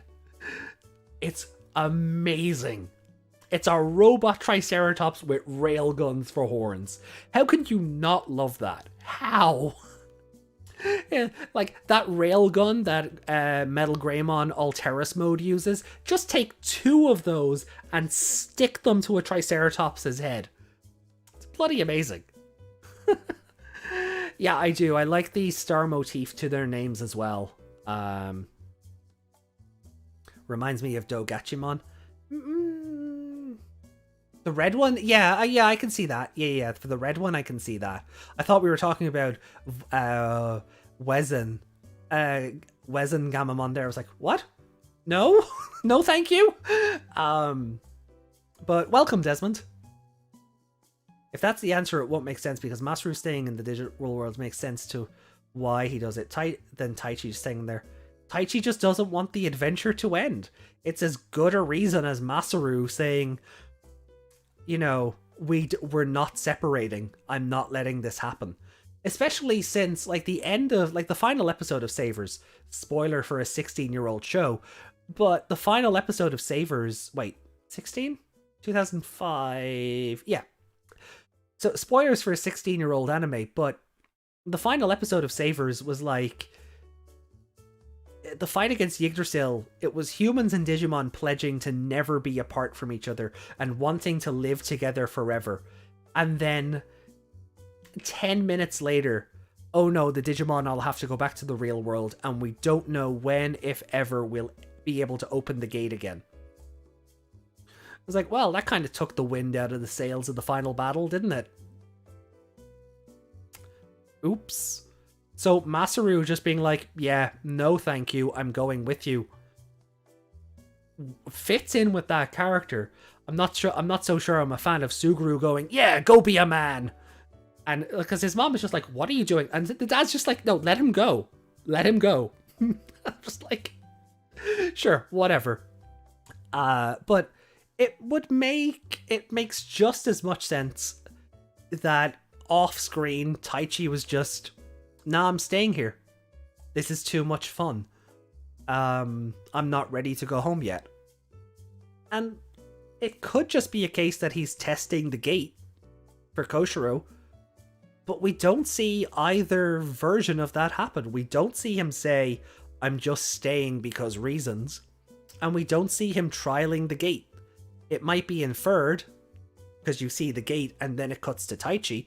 It's probably more inferred that way, but I think either theory is valid. It does, it's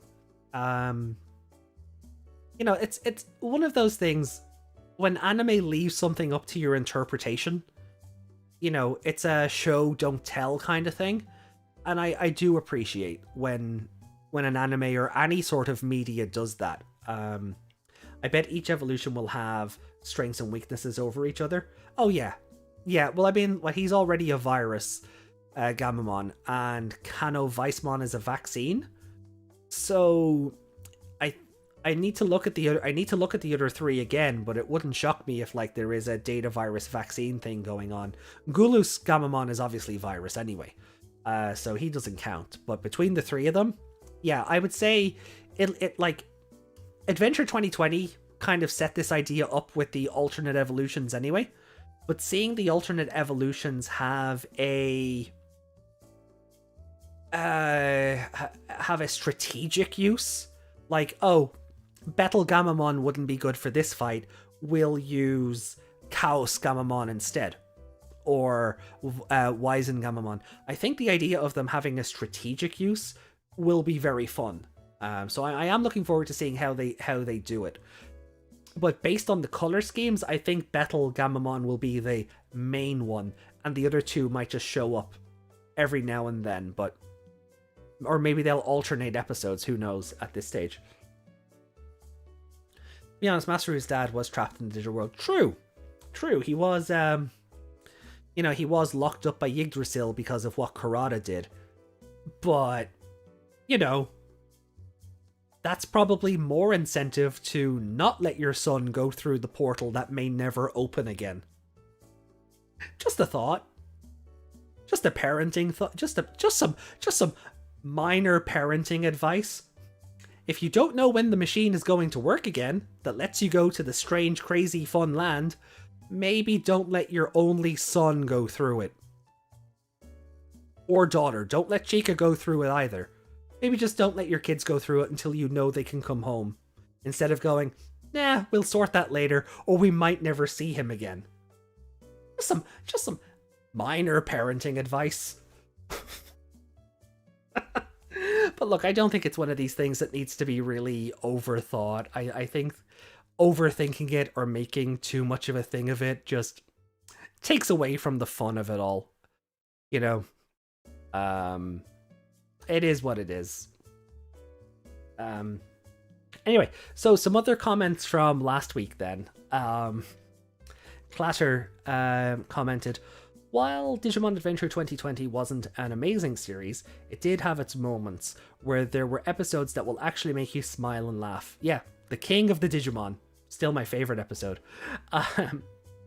Like with episode 45, while I wasn't gripped with absolute adulation for Garurumon trying to save Clockmon, I was actually more interested in the host-parasite partnership between Clockmon and Parasaimon. Unfortunately, Parasaimon got equal treatment, just like all the other villains in the show. Used, beaten, and discarded.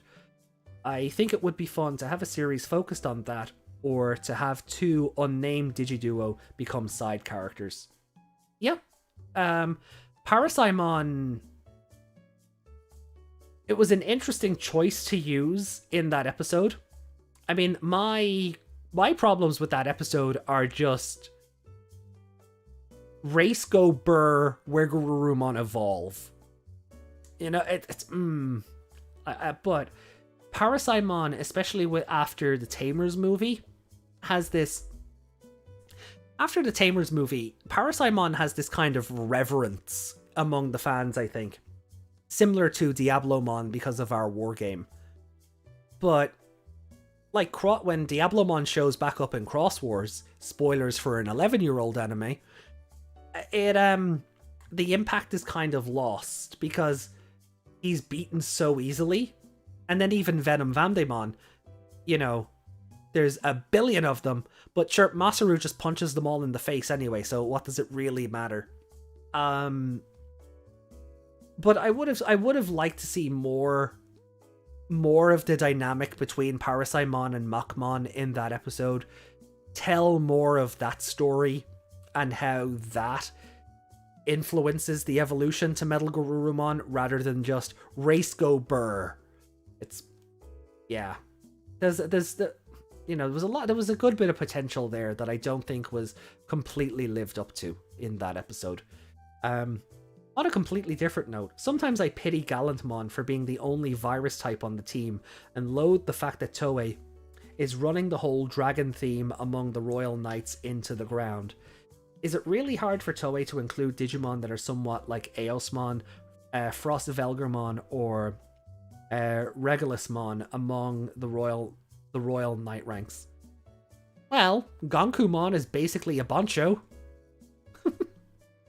Right, but yeah, he does have a big energy dragon behind him, so maybe that takes away from that, but go brr. Yeah. The Machmon episode feels like filler. Yeah, also the problem with that episode. Definitely feels like a filler episode.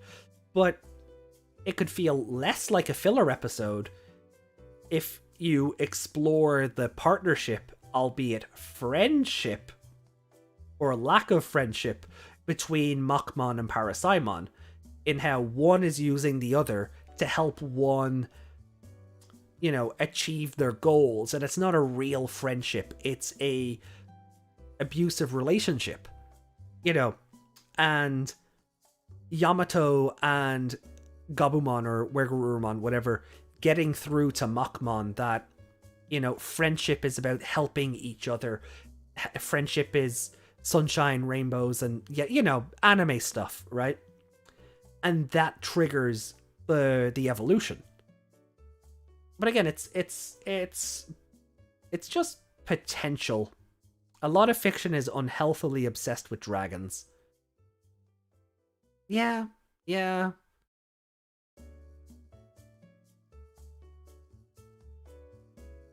Yeah, they are kind of everywhere, aren't they?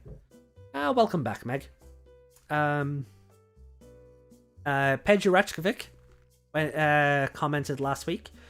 What a great final episode from start to finish. First of Abaddamon Humanoid was a perfect opponent for Omegamon. It's basically Holy Knight versus Devil Knight. It's the equivalent of steroid cheating to get ahead. It is! It is! That is exactly what it is. And then, I know Machmon in that episode is very... Machmon is very regretful, right? Or sorrowful about how that has happened and how it's, pardon the pun, driven a lot of his friends away, whether they just left the racing track or they were murdered, The episode kind of infers either or. So Machmon is regretful that it's come to this. But another way of doing that episode is he's not. And he's embracing Parasaimon, making him better than everybody else. And and then you sort of break through, but that's not what friendship is. Parasaimon is getting strong off your greed, or it's you have actual friendship overwrite the symbiotic nature of the two, because anime. So this is also Japan. Dragons are a lot bigger, important in the East. Yeah, there's that as well. We need more foo dogs. We need more foo dogs. I'm really looking for not to change monster series completely, but Hisui and Growlithe is amazing, and I want to see Hisui and Arcanine because, geez, that thing is going to be just a cuddly MFer. But anyway. And that, right, so Pedro goes on to say, Holy Knight versus Devil Knight, and that battle was incredible. Probably one of the best battles in Digimon franchise. The animation was top tier. The animation also cut a lot of costs. That moment when Omegamon Ultra S appeared, I literally jumped out of my chair. It was incredible. Fair enough. I also love little talk between Omegamon and Negamon after the fight. The reunion scene was cute. Also, that Digi-Egg that hatched was Negamon, right? Probably. I mean, we don't really see it, but if the 2020 reboot writers were more competent, we could have had that. Fair. Kind of hoping to see more protagonists with partners that aren't reptilian. Gatchmon is the only beast type. Agumon, Vmon, Gilmon, Blaemon by technicality, Agumon, Shoutmon, Gatchmon, Gammamon. Yeah. Need more Fox-type Digimon. Oh.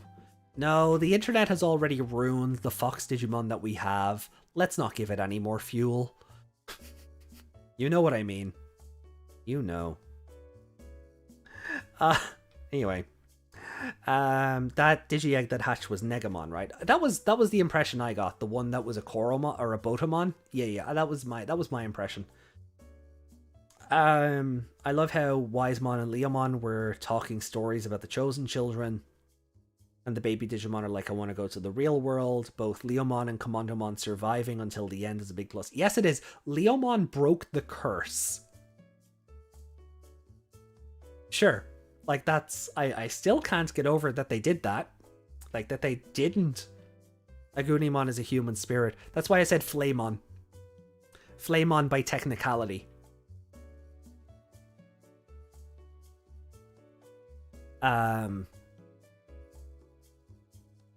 Flamon was... Yeah, Flamon by technicality. If Frontier was a normal show, Flamon would have been the partner evolving into Agnimon, right?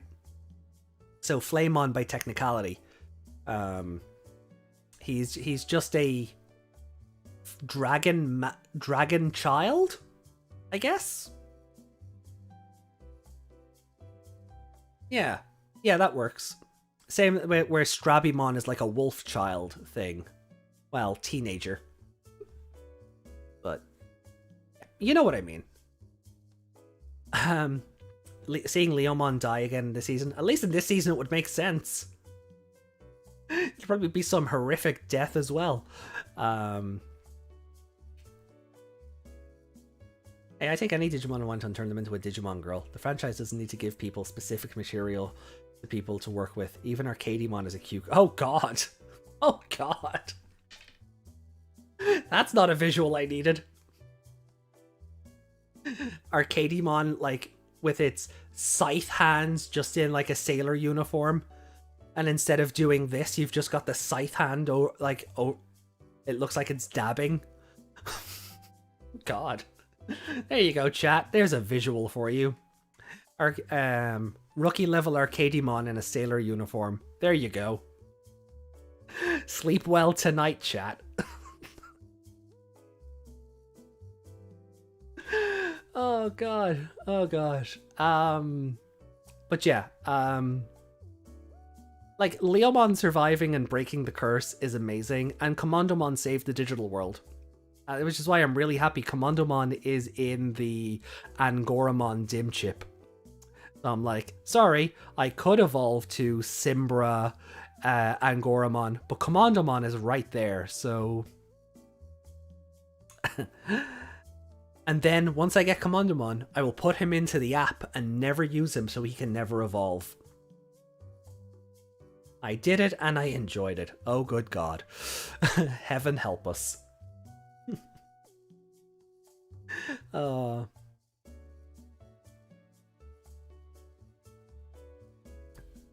Maybe I will. Maybe I'll subject myself to that terror. Reiko, maybe I'll subject myself to that terror. So anyway. So Pedro goes on to say, I absolutely love how Digimon went to the real world with their partners. Usually in Digimon anime at the end they separate. Also might mean season 2 in the future, with Koshiro working on a gate in the end, and I believe Taichi was just testing the gate. Yeah, again, it's a fair theory. No more lolly Yggdrasil. Don't lewd the lollies. Wait, that's a different thing. But lolly Yggdrasil is... Oof. And like, yeah, like lolly Yggdrasil, Shademon and Lumina Nene, I can just do without them. Like, I can do without them existing. Lolly Yggdrasil isn't as bad. She just looks like Cardcaptor Sakura. But I could definitely do without Shademon and Luminamon Nene. Because those are awkward to look at. And they were awkward to look at 10 years ago. Because she's a child. Don't lewd the lollies. Anyway, overall, even though it has some flaws, it's a pretty enjoyable show. So you give the score a 3 out of 5, pretty decent score. How do you grade it from D to A? From D to A? From D to A...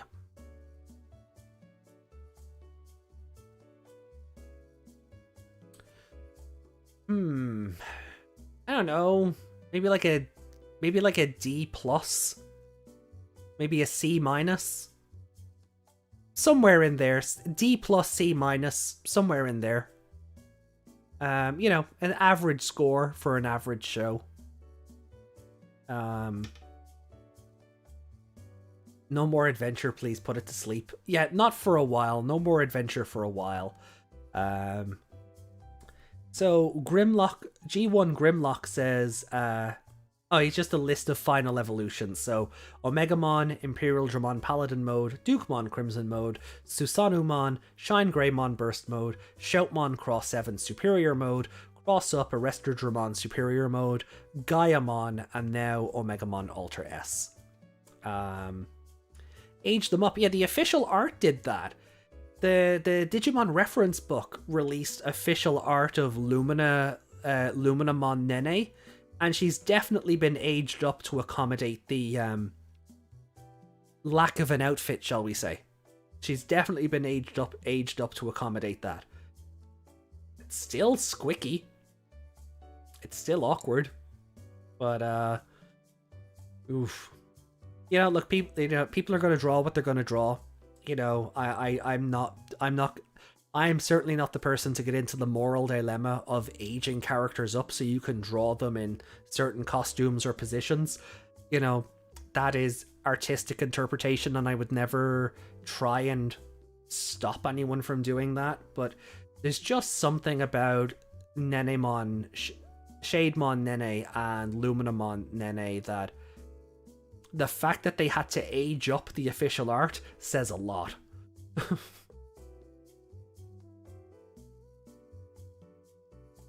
Yeah. Like, it's... You know, art is art. I wouldn't tell anybody they're wrong. That's certainly not the kind of person I am. I'm not going to... I'm not here to censor your artwork and stuff, but I just think it says a lot for that they had to age her up for the official art. I just think it says a lot. If, like, you know, 10 years later, Toei went, or Bandai went, maybe this wasn't a good idea. Let's put her in the reference book anyway. I don't know, man. I don't know. You know, but I'm not against I'm not for censorship. Like, the fact that I like that Sistermon CL was made her own Digimon eventually, but the fact that she was a Western censor replacement for Noir and has been changed in the card game kind of bugs me a lot. You know, I'm not. Yeah, so don't worry. I'm not gonna take your lollies away. I just don't have to look at them. That's I think that's probably the most sincere thing I can say. It needs more Wardamon. You see, Wardamon, now there's... Art is freedom. Totally. Art is freedom. Freedom of expression. And I'm all for that. So, then Aftershack says, nice final episode. Omegamon Ultra S is fire. Can't wait for Ghost Story next week. Ghost Story was a different anime. A bloody hilarious one. But seriously, has anyone watched Ghost Stories? It's like, the dub is like legendary. Because they didn't have scripts, so they just made it up. And it's bloody amazing. But obviously after meant Ghost Game.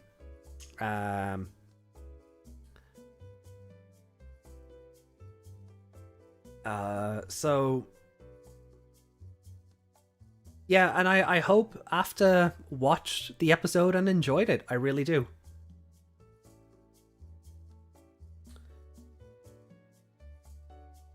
Right, so then the most recent comments from last week, and then I think we're done.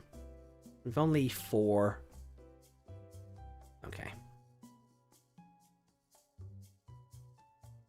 Okay, so one of them is Hedge's comment again. Fair enough. So we don't need to cover that one. Understandable, because it was 2 separate videos, so I get why why you commented again. Well, I mean, yeah, but that's the fun thing about opinions, Pedja. You know, it's all subjective. If you enjoyed something more than I did, awesome. I think it's a D minus kind of. I think it's a D minus C plus kind of show. Sorry, D plus C minus kind of show. But if you think it's better than that, awesome. Don't let my opinion of the show change your opinion for the show. But let's have a conversation, which we've had plenty of, about why we feel differently about the things. And that's always my go-to on these things, right? My goal is never to tell you you're wrong for not liking what I like, or, you know, you're wrong for liking things that I don't. That's never been my objective with these. It's always a bit about having that discussion and meeting in the middle to see those viewpoints and see if I can see things from your guys' perspective. If you like a thing that I don't, talking with you guys lets me see why you like this thing and might actually turn me around because I can look at it from a different perspective. And I hope that works both ways. You know, I hope things that we've talked about over the last couple of weeks or last couple of months, you know, have had, you know, those same intangibles. So, Dev, if you think Adventure 2020 is higher than a D or a high C grade, awesome. You actually think it's a low B? Fantastic. That's I'm happy for you on that. I don't think you're wrong. You know, I don't agree with it, but that's your opinion. And you should be happy with your opinion on it. So, cool. Connor Donahue. Good to see you in the chat as well, Connor. I'm honestly just happy that this season is finally over. There was such little plot at times that it felt like a slog to get through. If I wasn't already a Digimon fan, then I couldn't have seen myself watching this all the way through. Which is a shame, because wasn't this reboot created to bring in new fans? I personally think that it failed to do so. I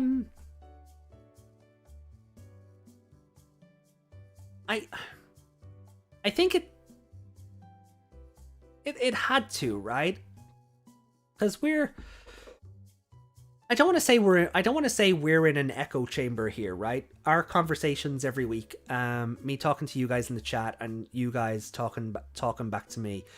I don't want to say that we're in an echo chamber or that we're in a bubble, right? But we're only a very small portion of the overall viewership and the overall fan base.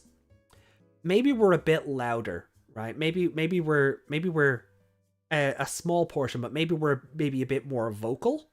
Hard to say. I don't have facts and figures and numbers to back that up. But I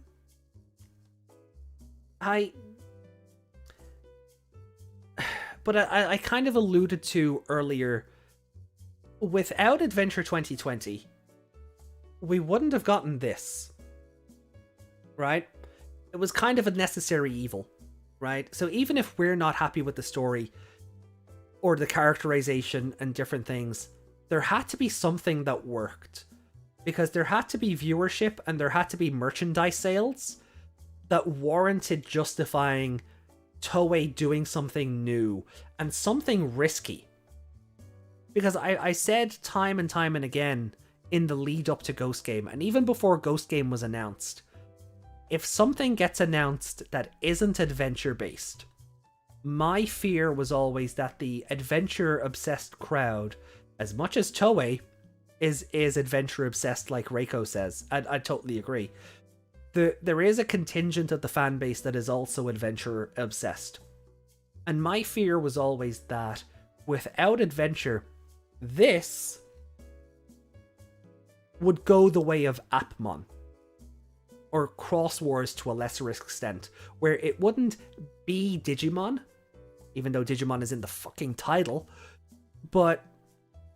and people would fall off and they wouldn't watch it, or, oh, the internet says it's bad, so I'm not even going to give it a chance. That's my fear for this. Still is. Thankfully, now, again, Twitter is a very small contingent of the overall fan base and viewership, But the overall response to this seems to be very positive so far. And that's why I hope that they can keep this momentum up and keep going, so that we didn't hit this high, for lack of a better term, with Adventure 2020 that just nosedives because this isn't Adventure, or it isn't my Digimon. You know, it's basically Adventure 2020 was the shit necessary to fertilize the ground so the good and healthy crops could grow. Thank you. Very good way of putting it. Language. Sorry, Cap.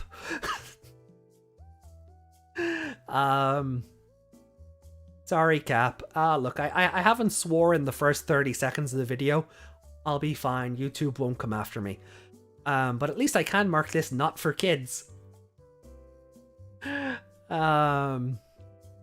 Yeah, seriously, if you're under 16 and watching this, do get parental consent, because they can be sweary at times. I like that. So do I. Wish the Digimon fan base is more like the Beatman fan base. Well, I haven't watched Beatman, so I can't comment on what the fan base is like. But I'm open to being enlightened on the matter. So, so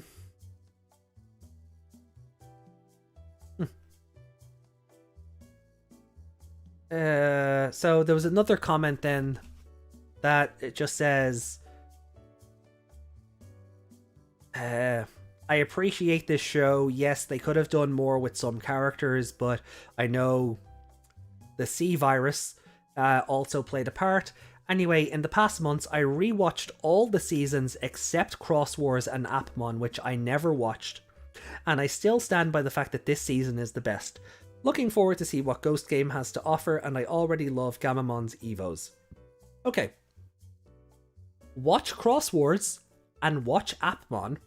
As a fan of the franchise, watch those shows. And if after having watched everything, you say you went back and you watched all those shows, but you didn't watch two out of the 7 or 8, what are we on now? If after watching all of it, you still feel like Adventure 2020 is the best of the bunch, kind of like I was saying to Pedja earlier on, awesome, I'm happy for you. You don't get to come into my comment section and, you know, insult people who don't feel the same way. I'm likely to ban you again, circumventing your ban by coming back on a new account. Not a fan of that, but I will humor this comment, because as a fan, you owe it to yourself. I'm not getting preachy, I'll come down off my soapbox here, but if you're going to watch 80% of a product and then say, this is the best of that 80%, you need to watch the other 20% and see if your logic holds up. I think that's only fair to yourself and to the franchise. You know, but yeah, both are interesting and great. Alright, Clatter. Thanks for joining in. It was great to see you again. And hopefully we'll see you back next week. But,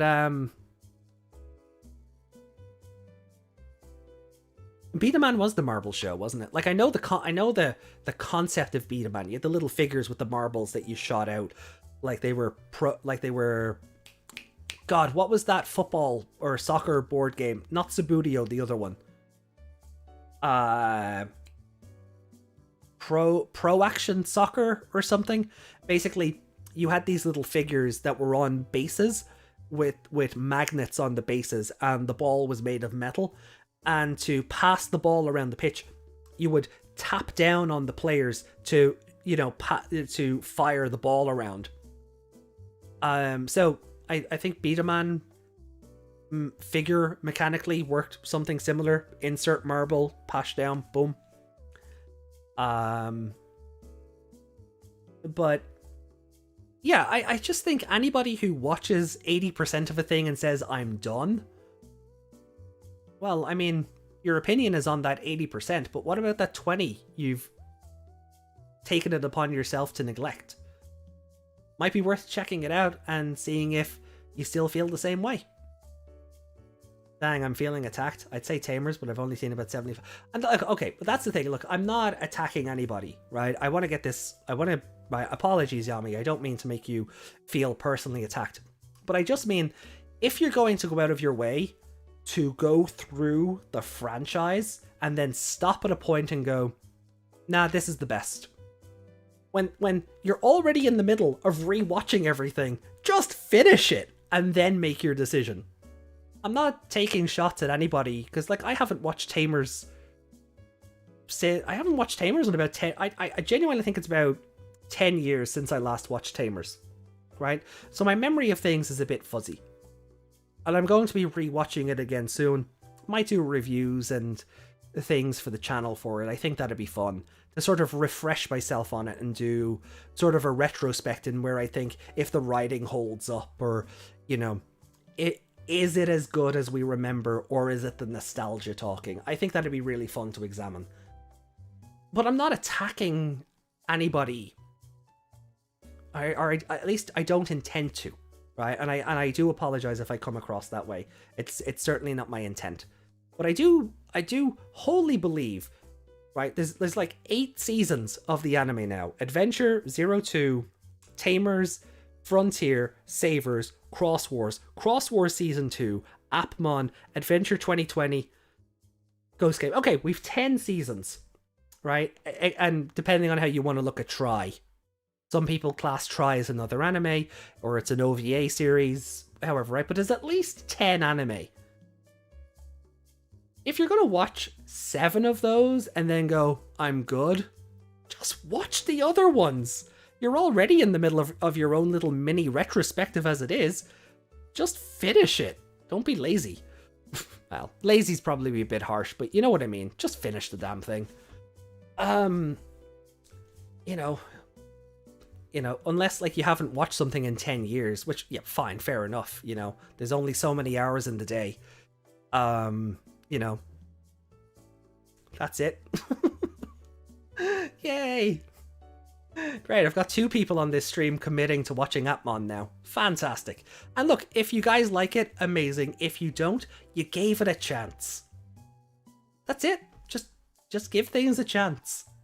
Like, I just think that comment's hilarious. Like, you're already in the middle of a mini retrospective of your own, and you're revisiting things. Just finish it. Like, but look, I get it. There's only so many hours in the day. Use your time wisely. Whatever. Anyway, final comment. Last but certainly not least, I think I saw Justin come into the chat earlier on. Apologies if I didn't say hello. I was in the middle of a tangent, as I tend to be. Reiko, thank you for the sub. Much appreciated. Thank you so much. So apologies if I didn't say hi. I was in one of my tangents. You're always welcome, Justin. So, finishing off on Justin's comment from last week. Breach. It's like the Church of Scientology or something. Church of Digiology.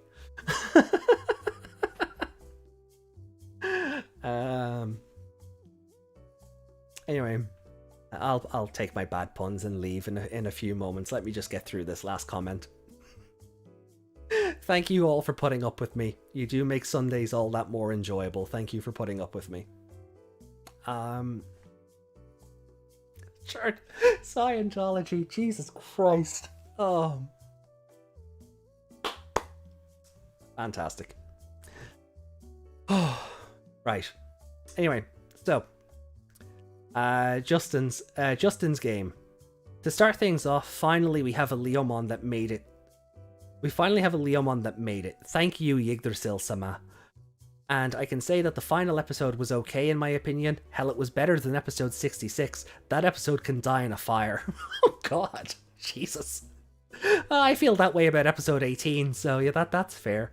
Episode 18 is still, in my opinion, the worst episode of Adventure 2020. Pray to Sistermon. There you go. Or Lolly Yggdrasil, I guess, given the chats.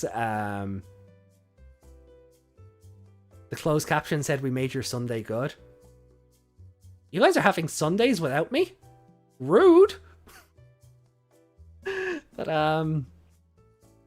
yeah, I mean the chat has the chat seems to like Lolly Yggdrasil. So are you guys praying to her? Weirdos.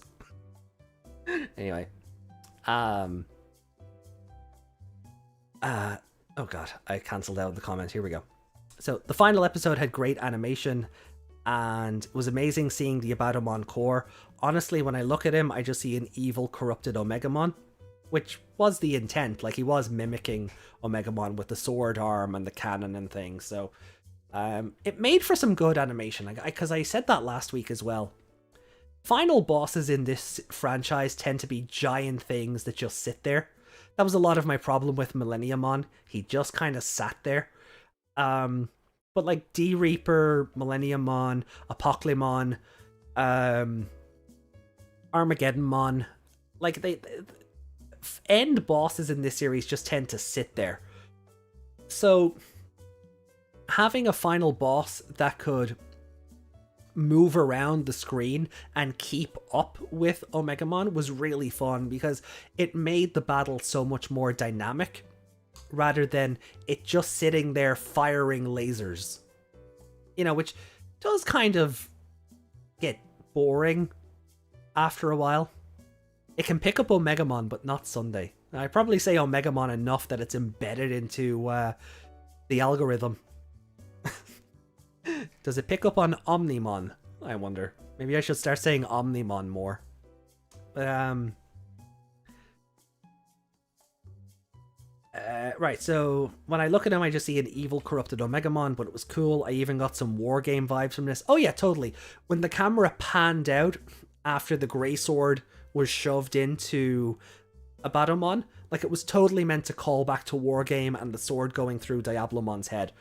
You know, that was all intentional. I originally thought that Omegamon was going to get beaten and then work their way up the evolution chain with Blitzgreymon and Crescarurumon and then evolve to Ultra S. That was... Diablomon's is a final boss that doesn't stop moving. True, Diablomon's also a movie boss. Now, granted, Armageddonmon is as well, but Armageddonmon was the 0-2 final boss. Or the adventure... I guess Diablomon's was as well by way of technicality. You know what? Forget I said anything.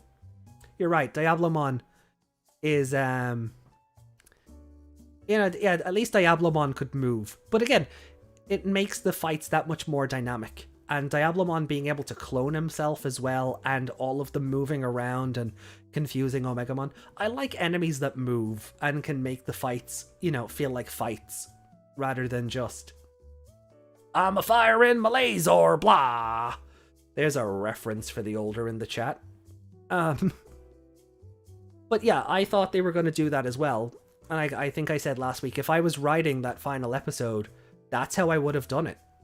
Episode 66 made such a big deal about Omegamon being the miracle. My first thing as writer would have been to kill the miracle. Establish your final boss as a final boss that's not to be messed with. You kill the miracle. So you have to go out of your way and create a new miracle. And that's where Ultra S would come from. But, as I said last week, the way they went about making Ultra S last week was so creative. With the dual cannons, the dual swords, the Garuru cannon arm firing missiles that we've never seen before, the big energy shield from the War Greymon arm that set the serpenty thing on fire. All of that was really well put together. So I really don't web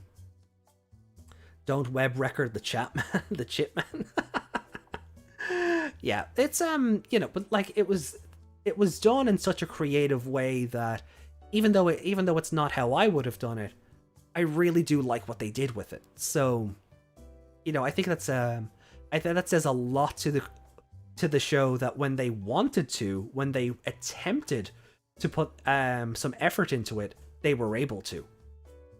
I just wish a lot of that creativity had carried over to the previous episodes, because it was few and far between.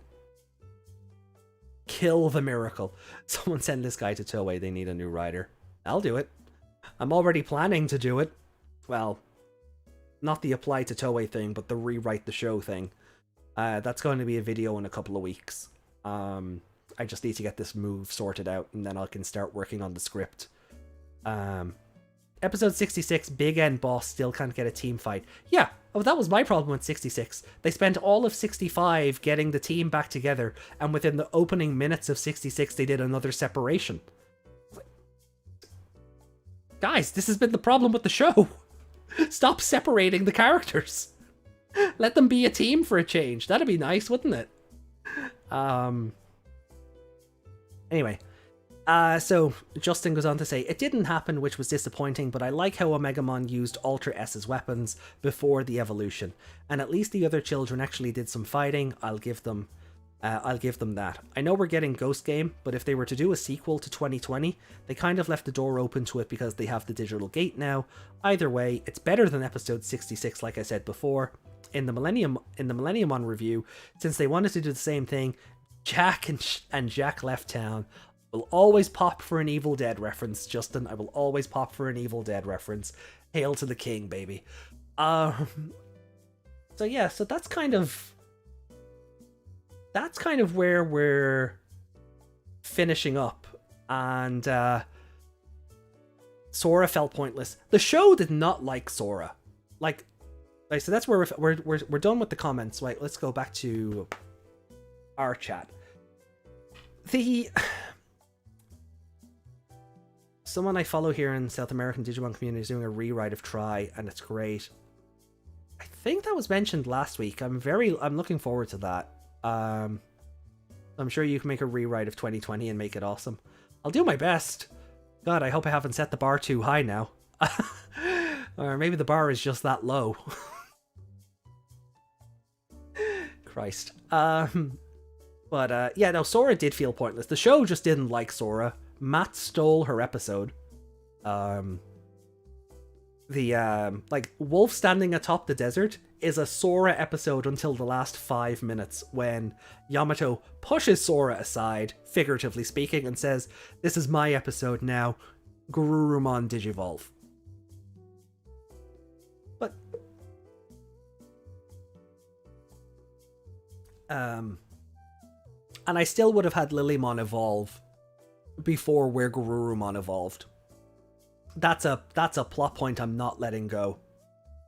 Because Lilymon had plenty of opportunities to evolve to Rosemon before we got to Millenniumon, but because Yamato hadn't evolved yet, nobody else was allowed to do anything, and they just kind of meandered through episodes twiddling their thumbs. So that is one thing I'm certainly changing when I get around to doing this rebook. I don't even remember you talking about Sora, except for mentioning that her episode was stolen, and that's it. That's because there's nothing to talk about with Sora. I'm not even getting into the crests again, because the crests mean nothing in the 2020 show. The crests didn't even have names in the 2020 show. You know, which shows how important they were, and how last minute it all feels like it was thrown together. The crests didn't even have names, except in the episode titles, but they were never on screen called the Crest of Courage, the Crest of Friendship, etc., etc. Yeah, so there's... like, the crests are so unimportant in 2020 that I actually think if I was to do a rewrite, just that arc wouldn't happen. I think, like, I would just take certain elements of individual episodes and work them into the main plot. Abadomon, I'm torn on whether I want Abadomon as a villain in the rewrite, because I think you're dealing with frickin' Zed Millenniumon. That should be plenty. But I don't know yet. Like, I haven't even put pen to paper yet for taking notes and putting a structure together yet. So, but it is always something that's sort of the wheels are turning. The wheels are turning back here, so it is sort of subconsciously being thought about. Sora only ever got mentioned to talk about how the writers disliked her, and Biyomon always got cheated out of an evolution. Yeah. Yeah. No lies detected, as the memes do say. No lies detected. But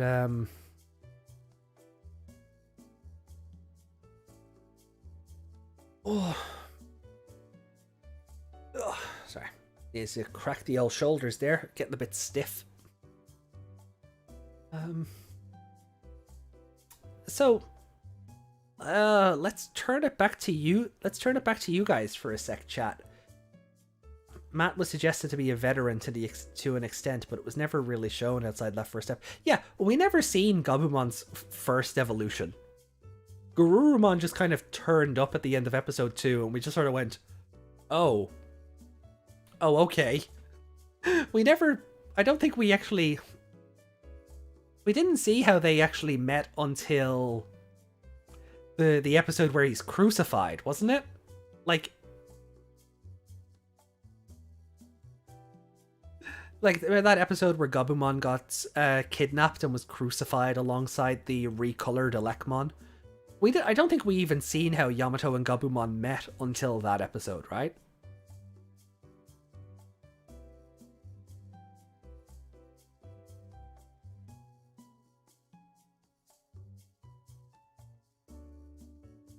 Where did my straw go?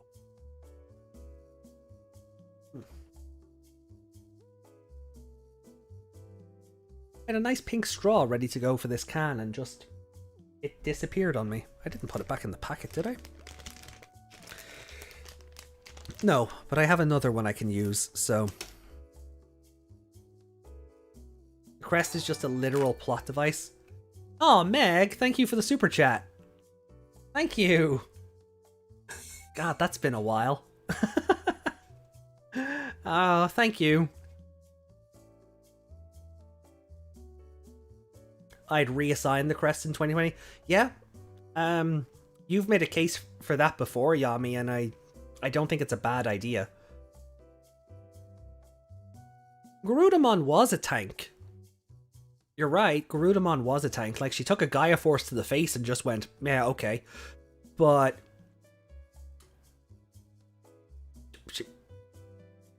just the writers didn't like Sora. They never gave her anything to do.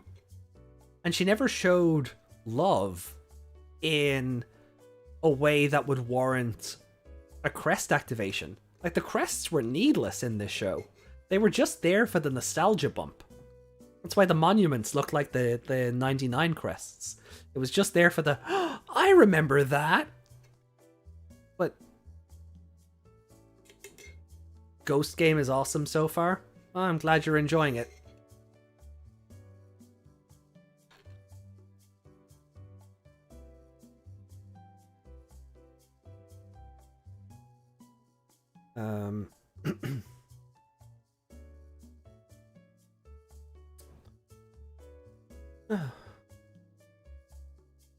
But right, so before we do wrap up then, I'll throw it back to you, chat.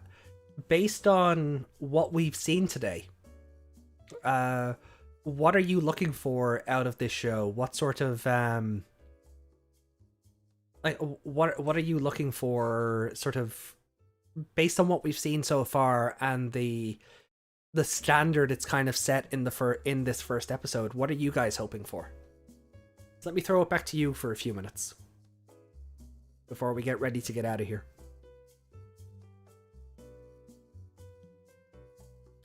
Her crest is just the crest of caring, and that's just her personality. She just cares. That is apt. That's a very good analogy. The crest of caring as opposed to the crest of love. Yeah. That's actually sleek. That's hilarious. Stealing that. The crest of caring. I'm stealing that.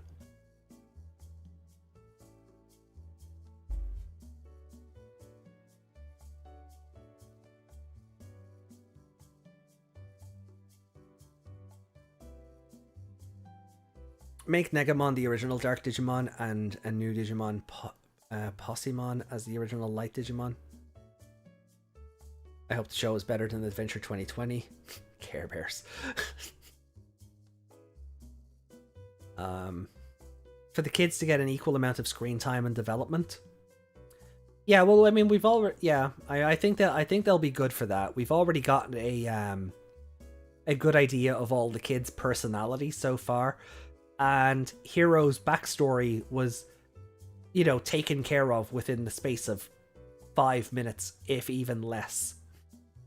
So, there's no... What's a parent? We know why his parents aren't around. And plus he's in this boarding school, so there wouldn't be parents around anyway. But we know his backstory, so cool, Ironic that the Crest of Love had no love at all in this show. I want this show to properly show battles that don't depend on solely hitting the opponent harder by shouting about your emotions. That is fair, yeah. I would... Yeah, if we get a show that isn't just about who can attack the biggest, I'd be super happy.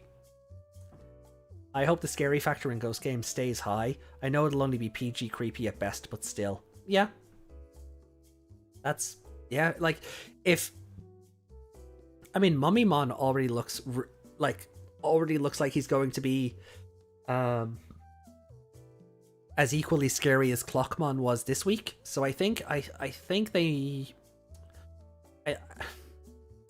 words I cannot at the moment. I think you might be okay there, Meg. Like, PG creepy at best, yes, but I think just based on the previews, Mummymon is going to be as intimidating and memorable as Clockmon was. Hope Tai and Masaru meet in the digital world. Cross Wars Part 3. Have fun. Technically a different digital world, but it happened. I don't think it needs to happen again unless we're getting another anniversary show, but... I'm looking for a great story, dark vibe, great villain. Looking forward to see Vamdemon again and Lucemon. Yeah, Lucemon, like, I think one of the directors came out and said, like, the Digimon in the opening, just because they're in the opening doesn't mean that they're going to be in the show. He just went for stuff that was recognizable and had that creepy vibe to them. Something to that effect. I want to see Arcadimon. It's my favorite Digimon. Yeah, as long as it's not wearing a sailor uniform, Reiko, I think we'll be okay.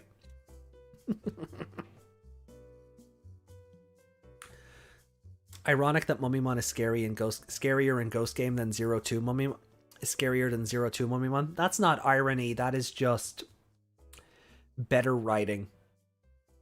And because better writing is probably mean to say.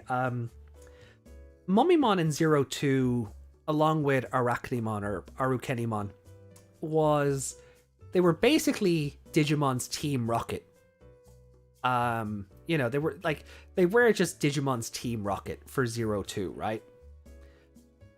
This Mummymon is going to be a lot creepier because you don't have that sort of characterization attached to him.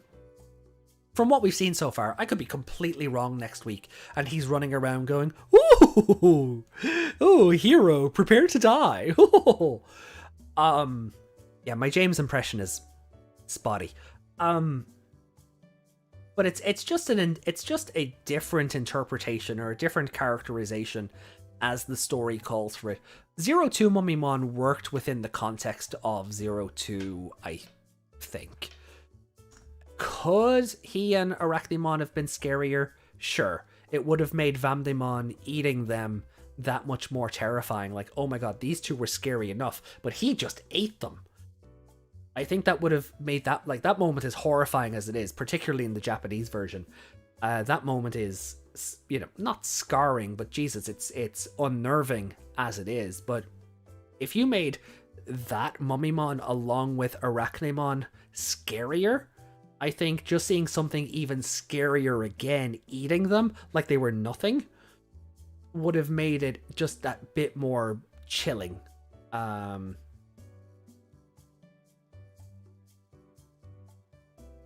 They had a really terrible death in 02. If you know about who Belial is, which of Belial Vamdemon is based on, and then watch it. Exactly. No, exactly, Reiko. Like, that scene is unnerving. And it is sort of like an, oh my god, kind of moment in the show itself.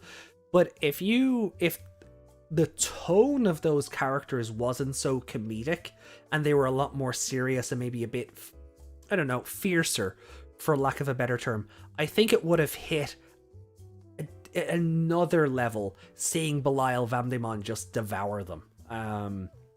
Especially with, especially like with Mummymon flying into a rage after Arachnamon gets eaten.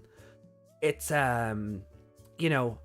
if he had been built up to actually be not a Team Rocket member, sorry, not James, basically, not for comic relief is probably the better way of putting it. If Mummymon had been built up for that section of the show as not just being comic relief, and you saw darker sides to that character, him flying into a rage before he gets eaten as well, you could sort of, as a viewer, go, oh, I know what this guy is capable of.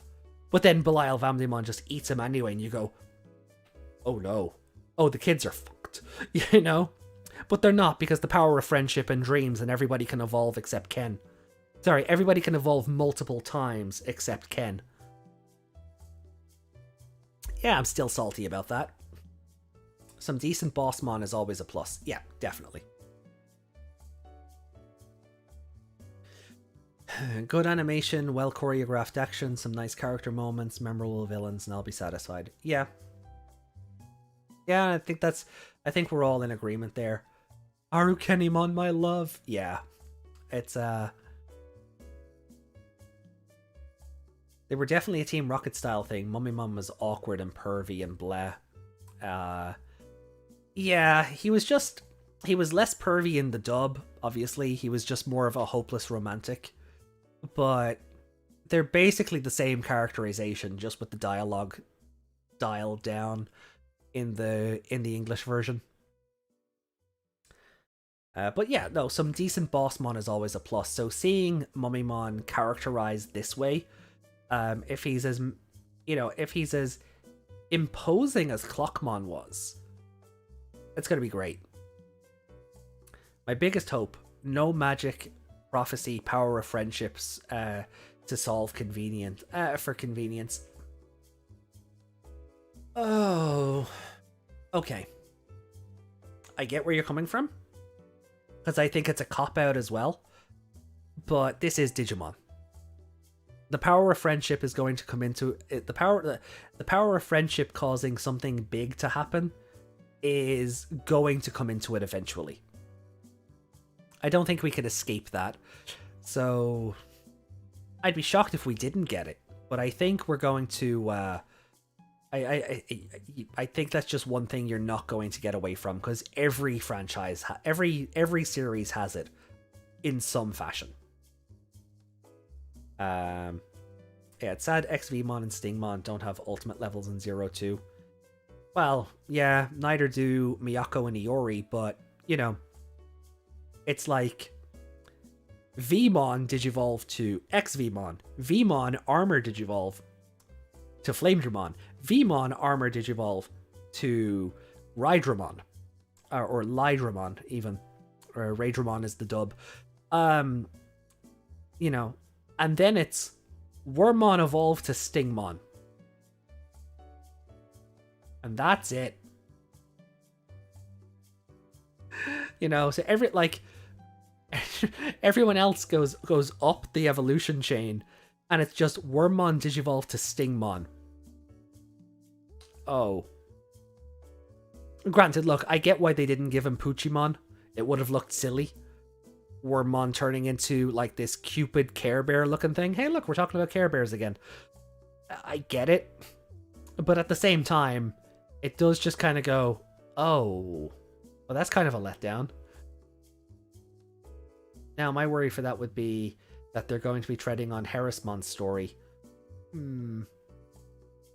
I haven't played any more of Rearise since my phone transfer butchered my save data. So I still haven't had the heart to restart it, so I don't have that context, Yami. Unfortunately, I don't have that context. The light of hope, remember? Oh yeah, just shoot the main character with holy arrows and everything will work out fine.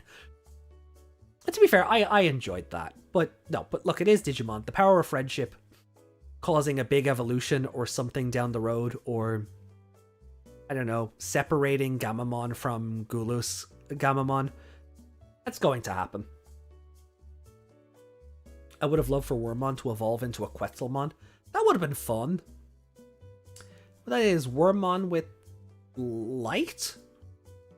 Hope? Light? No, light, isn't it? Quetzalmon is Wormmon with the with the Digimental of light, if I recall.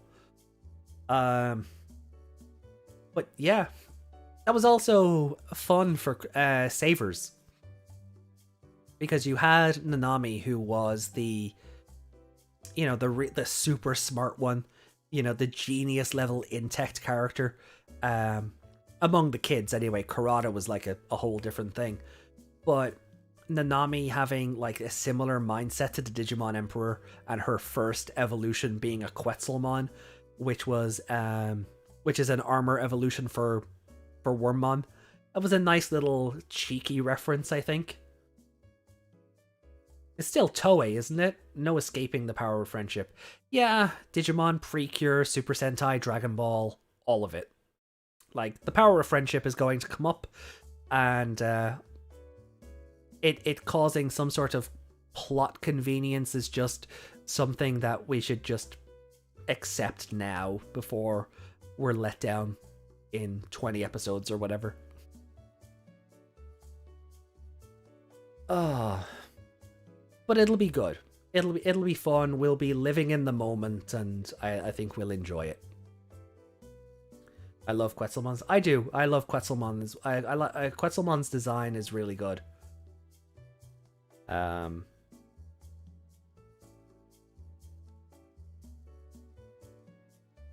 then there's Bio Lotusmon. And that now there's a design.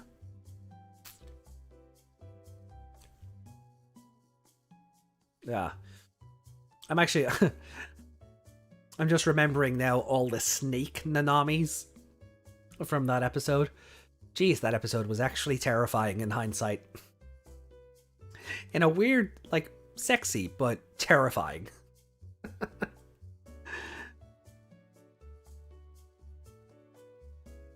Did I bring chocolate for this podcast? I did. I just didn't eat it because I thought that would have been rude. And it's not a movie night, so I'm not going to be eating on camera. I guess every Sunday is kind of a movie night in some respect, but kind of hard to talk about what's going on and be nomming, I don't know, at the same time, so I left it alone, but I do have a chocolate bar for Gammamon. Tribute to Gammamon.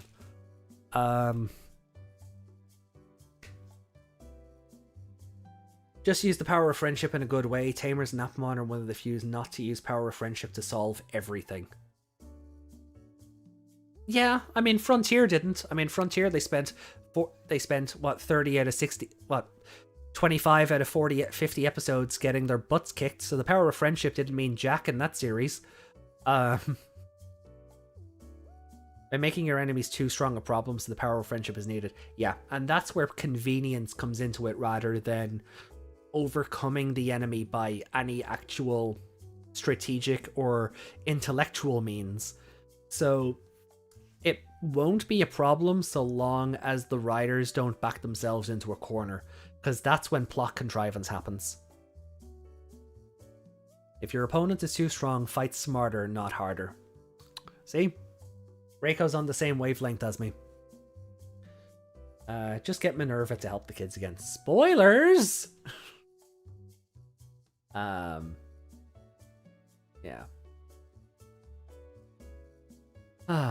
So yeah, like I think we're send the blue codes. So I think we're all pretty much in alignment on what we've enjoyed so far from episode 1 and what we're hoping going forward. Do I have any Digi-treats? I don't have any Digi-Noir, if that's what you're wondering. No.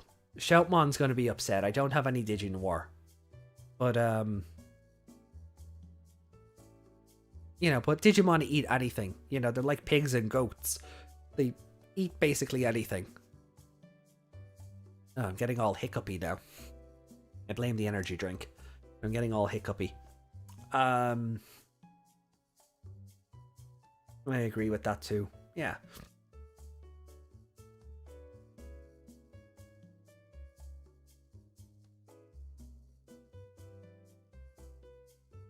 Oh, but yeah, no, I think we're all in the same boat, which is good. You know, so I'm looking forward to next week, and seeing the mystery of the museum and how they, what they do with Mummymon. Will Mummymon actually be defeated, or will he get away like Clockmon did? I think that would be a really interesting concept if the enemies all escape and come back later stronger, or they escape for now, but when they come back, that's where you get your evolution episodes and you start bringing the team together so they can, be a team. So but that can also be counterproductive because it makes every episode feel the same, formulaic. So I'd be okay with Mummymon escaping next week, but if he's actually defeated, that's cool too. You think Gatchmon and Gammamon might get along as both have a love for sweets? I think they would. They're as childish as each other. Child level Digimon, or standard in Gatchmon's case. They're all they're all very childish mentality anyway. But I think Gatchmon and Gammamon would get along. I think Gatchmon would get along with anyone. Like Gumdramon and Vmon would be best friends, because they're basically the same Digimon.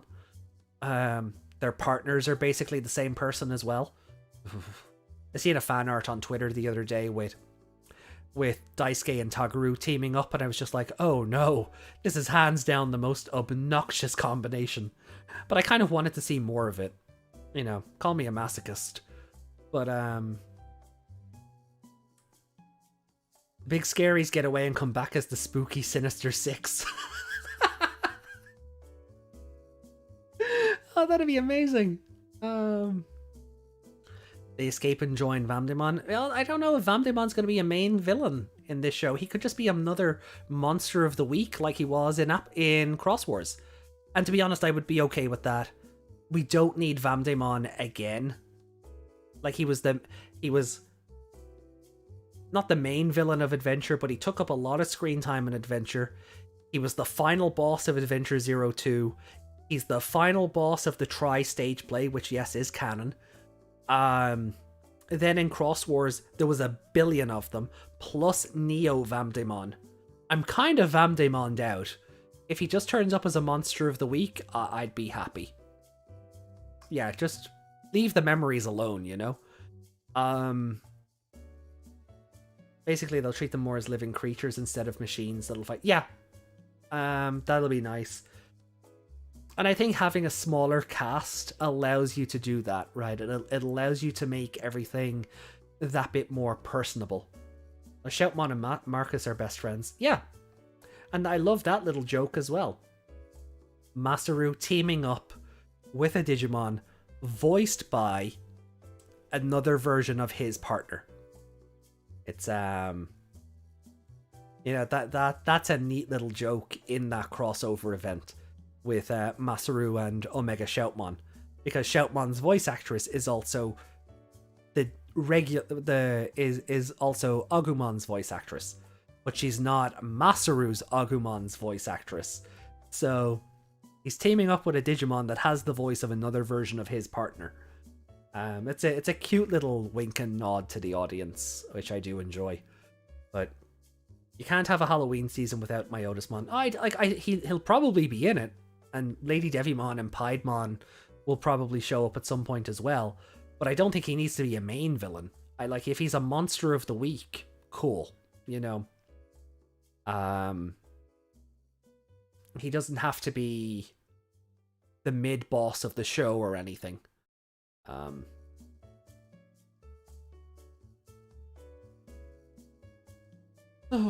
Yeah, no, I don't think I'd like that. And since we have a smaller main cast, we could have more time to develop specific antagonists. We could.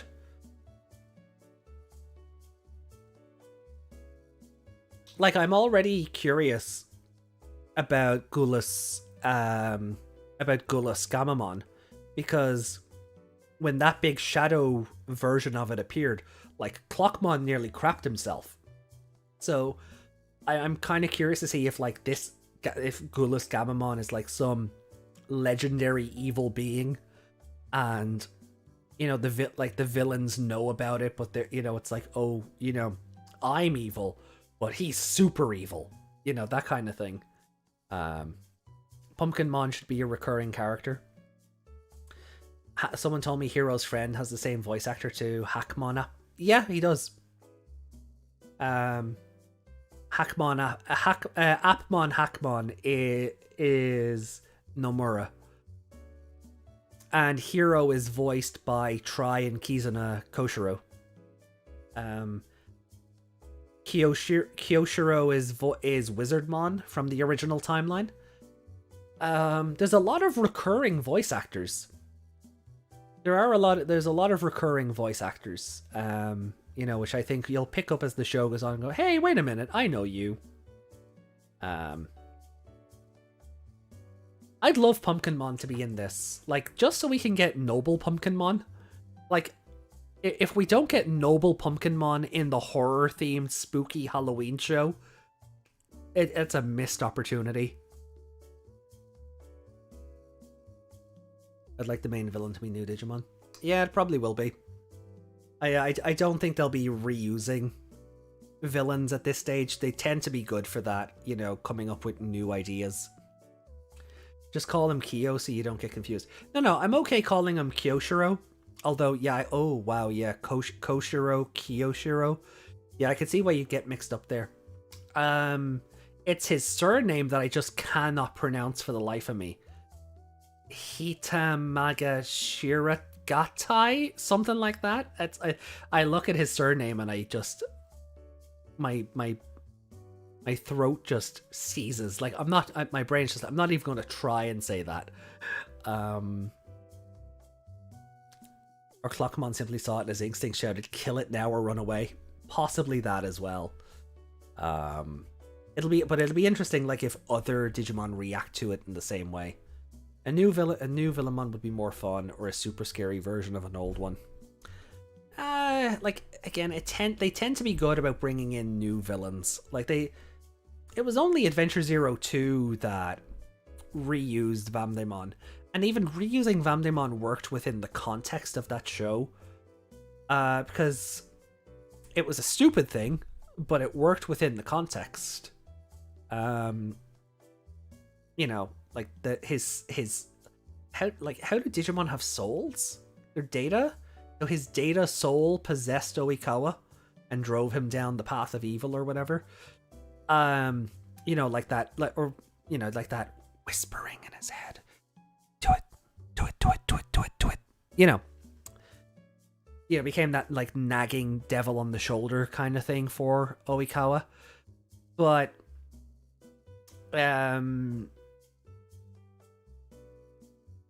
up until that point, you had Ken, you had Black War Great God.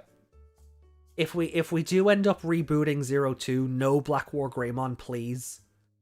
I don't need Black War Angstmon in my life ever again. Like, if they remake 02, fine, but just leave Black War Greymon out of it, please. I beg you.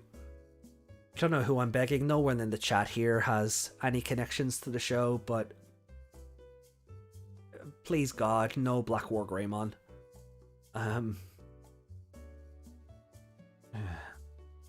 But yeah, but anyway, yeah, they tend to be good about not reusing previous enemies.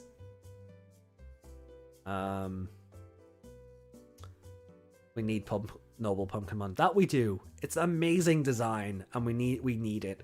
I'm so happy it's in the Dynasty of the Evil Dim, but so, like, that'll probably be the one I raise next. I'm aiming for, like, I have Wizardmon now in it. I still haven't put him back in the app, But I have Wizardmon in this now. I'm going to evolve him into Balmon and then into Beelzemon 2010. And then when it resets, I'm going to aim for the Noble Pumpkinmon line because, God, it's such a good design. It is such a good design. New villain. Jack-o'-lanternmon. Isn't that just Pumpkinmon? I mean, unless he's a turnip, right? Because jack-o'-lanterns used to be turnips, and that over here in Ireland, jack-o'-lanterns used to be made out of turnips, and when Halloween got Americanized, they became pumpkins. So, well, there's a bit more to it than that, but that's the abridged version. So, a jack-o'-lantern mon, like, if it's a turnip rather than just another Pumpkinmon variation, I don't think I'd be against that. I really don't think I'd be against that. That'd be a cute little wink and nod to the mythology and the lore around Halloween and the idea of jack-o'-lanterns. I'd actually be for that. I think it'd be cute. Not that the monster itself would be cute, but the idea is cute. You know, cute as in clever, not cute as in kawaii, my Kokoro goes doki doki. Would love to see Daemon ultimate form. Yeah, like Daemon was wasted in 02, so bring him back in for something maybe. Would fit within the theme of the show. Was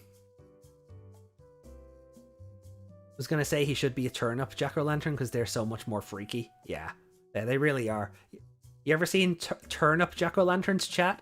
Oof, spooky. I'm making a turnip one this year. Good. Yes. But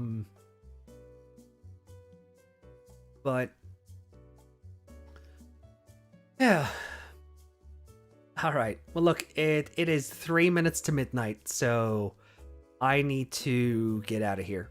I have to be up for work in about 8 hours, so I do unfortunately need to wrap this up here. As much fun as I'm having with you guys, this is always my least favorite part of a Sunday night because just it's so much fun, and especially since we're talking about a brand new show. And last week's went like 6 hours. It feels bad. I feel bad to be cutting it short at 3, but unfortunately, the day job does call me. It does call to me and be like, "Come hither and earn your money." I'm like, fine. So, wouldn't they be a bit on the small side? Yep, but look them up. They're terrifying. I forgot the Cthulhu. Dagomon. Yeah, that's something that never really got its due. You know, it got that one episode in Adventure 02, and then the idea was just dropped. And then it was never really revisited. So Dagomon turning up as a monster of the week? Sure. I remember people calling Kazurumon Cthulhumon because of the pronunciations. I don't think that was accurate, but it's a good interpretation. Yeah, the Cthulhu-looking thing in 02. Episode 13 of of Adventure 02. Turned up for one episode, tried to marry and make Kari pregnant, and then was never seen again. I wonder why. Don't lewd your lollies, that's why. Yeah, please don't. Please don't lewd your lollies. Please don't. Anyway, on that Sonic says for the night, we are going to wrap this up here. So, everyone, thank you so much for tuning in. Thank you for making this as fun a Sunday night as ever. I hope you're excited for next week, and we'll be back here next Sunday for episode 2 of episode 2 of Digimon Ghost Game, episode 123 of the Clockmon podcast. See you all soon. Look after yourselves. And good mornight. Where is my ending scene? There it is. Good mornight.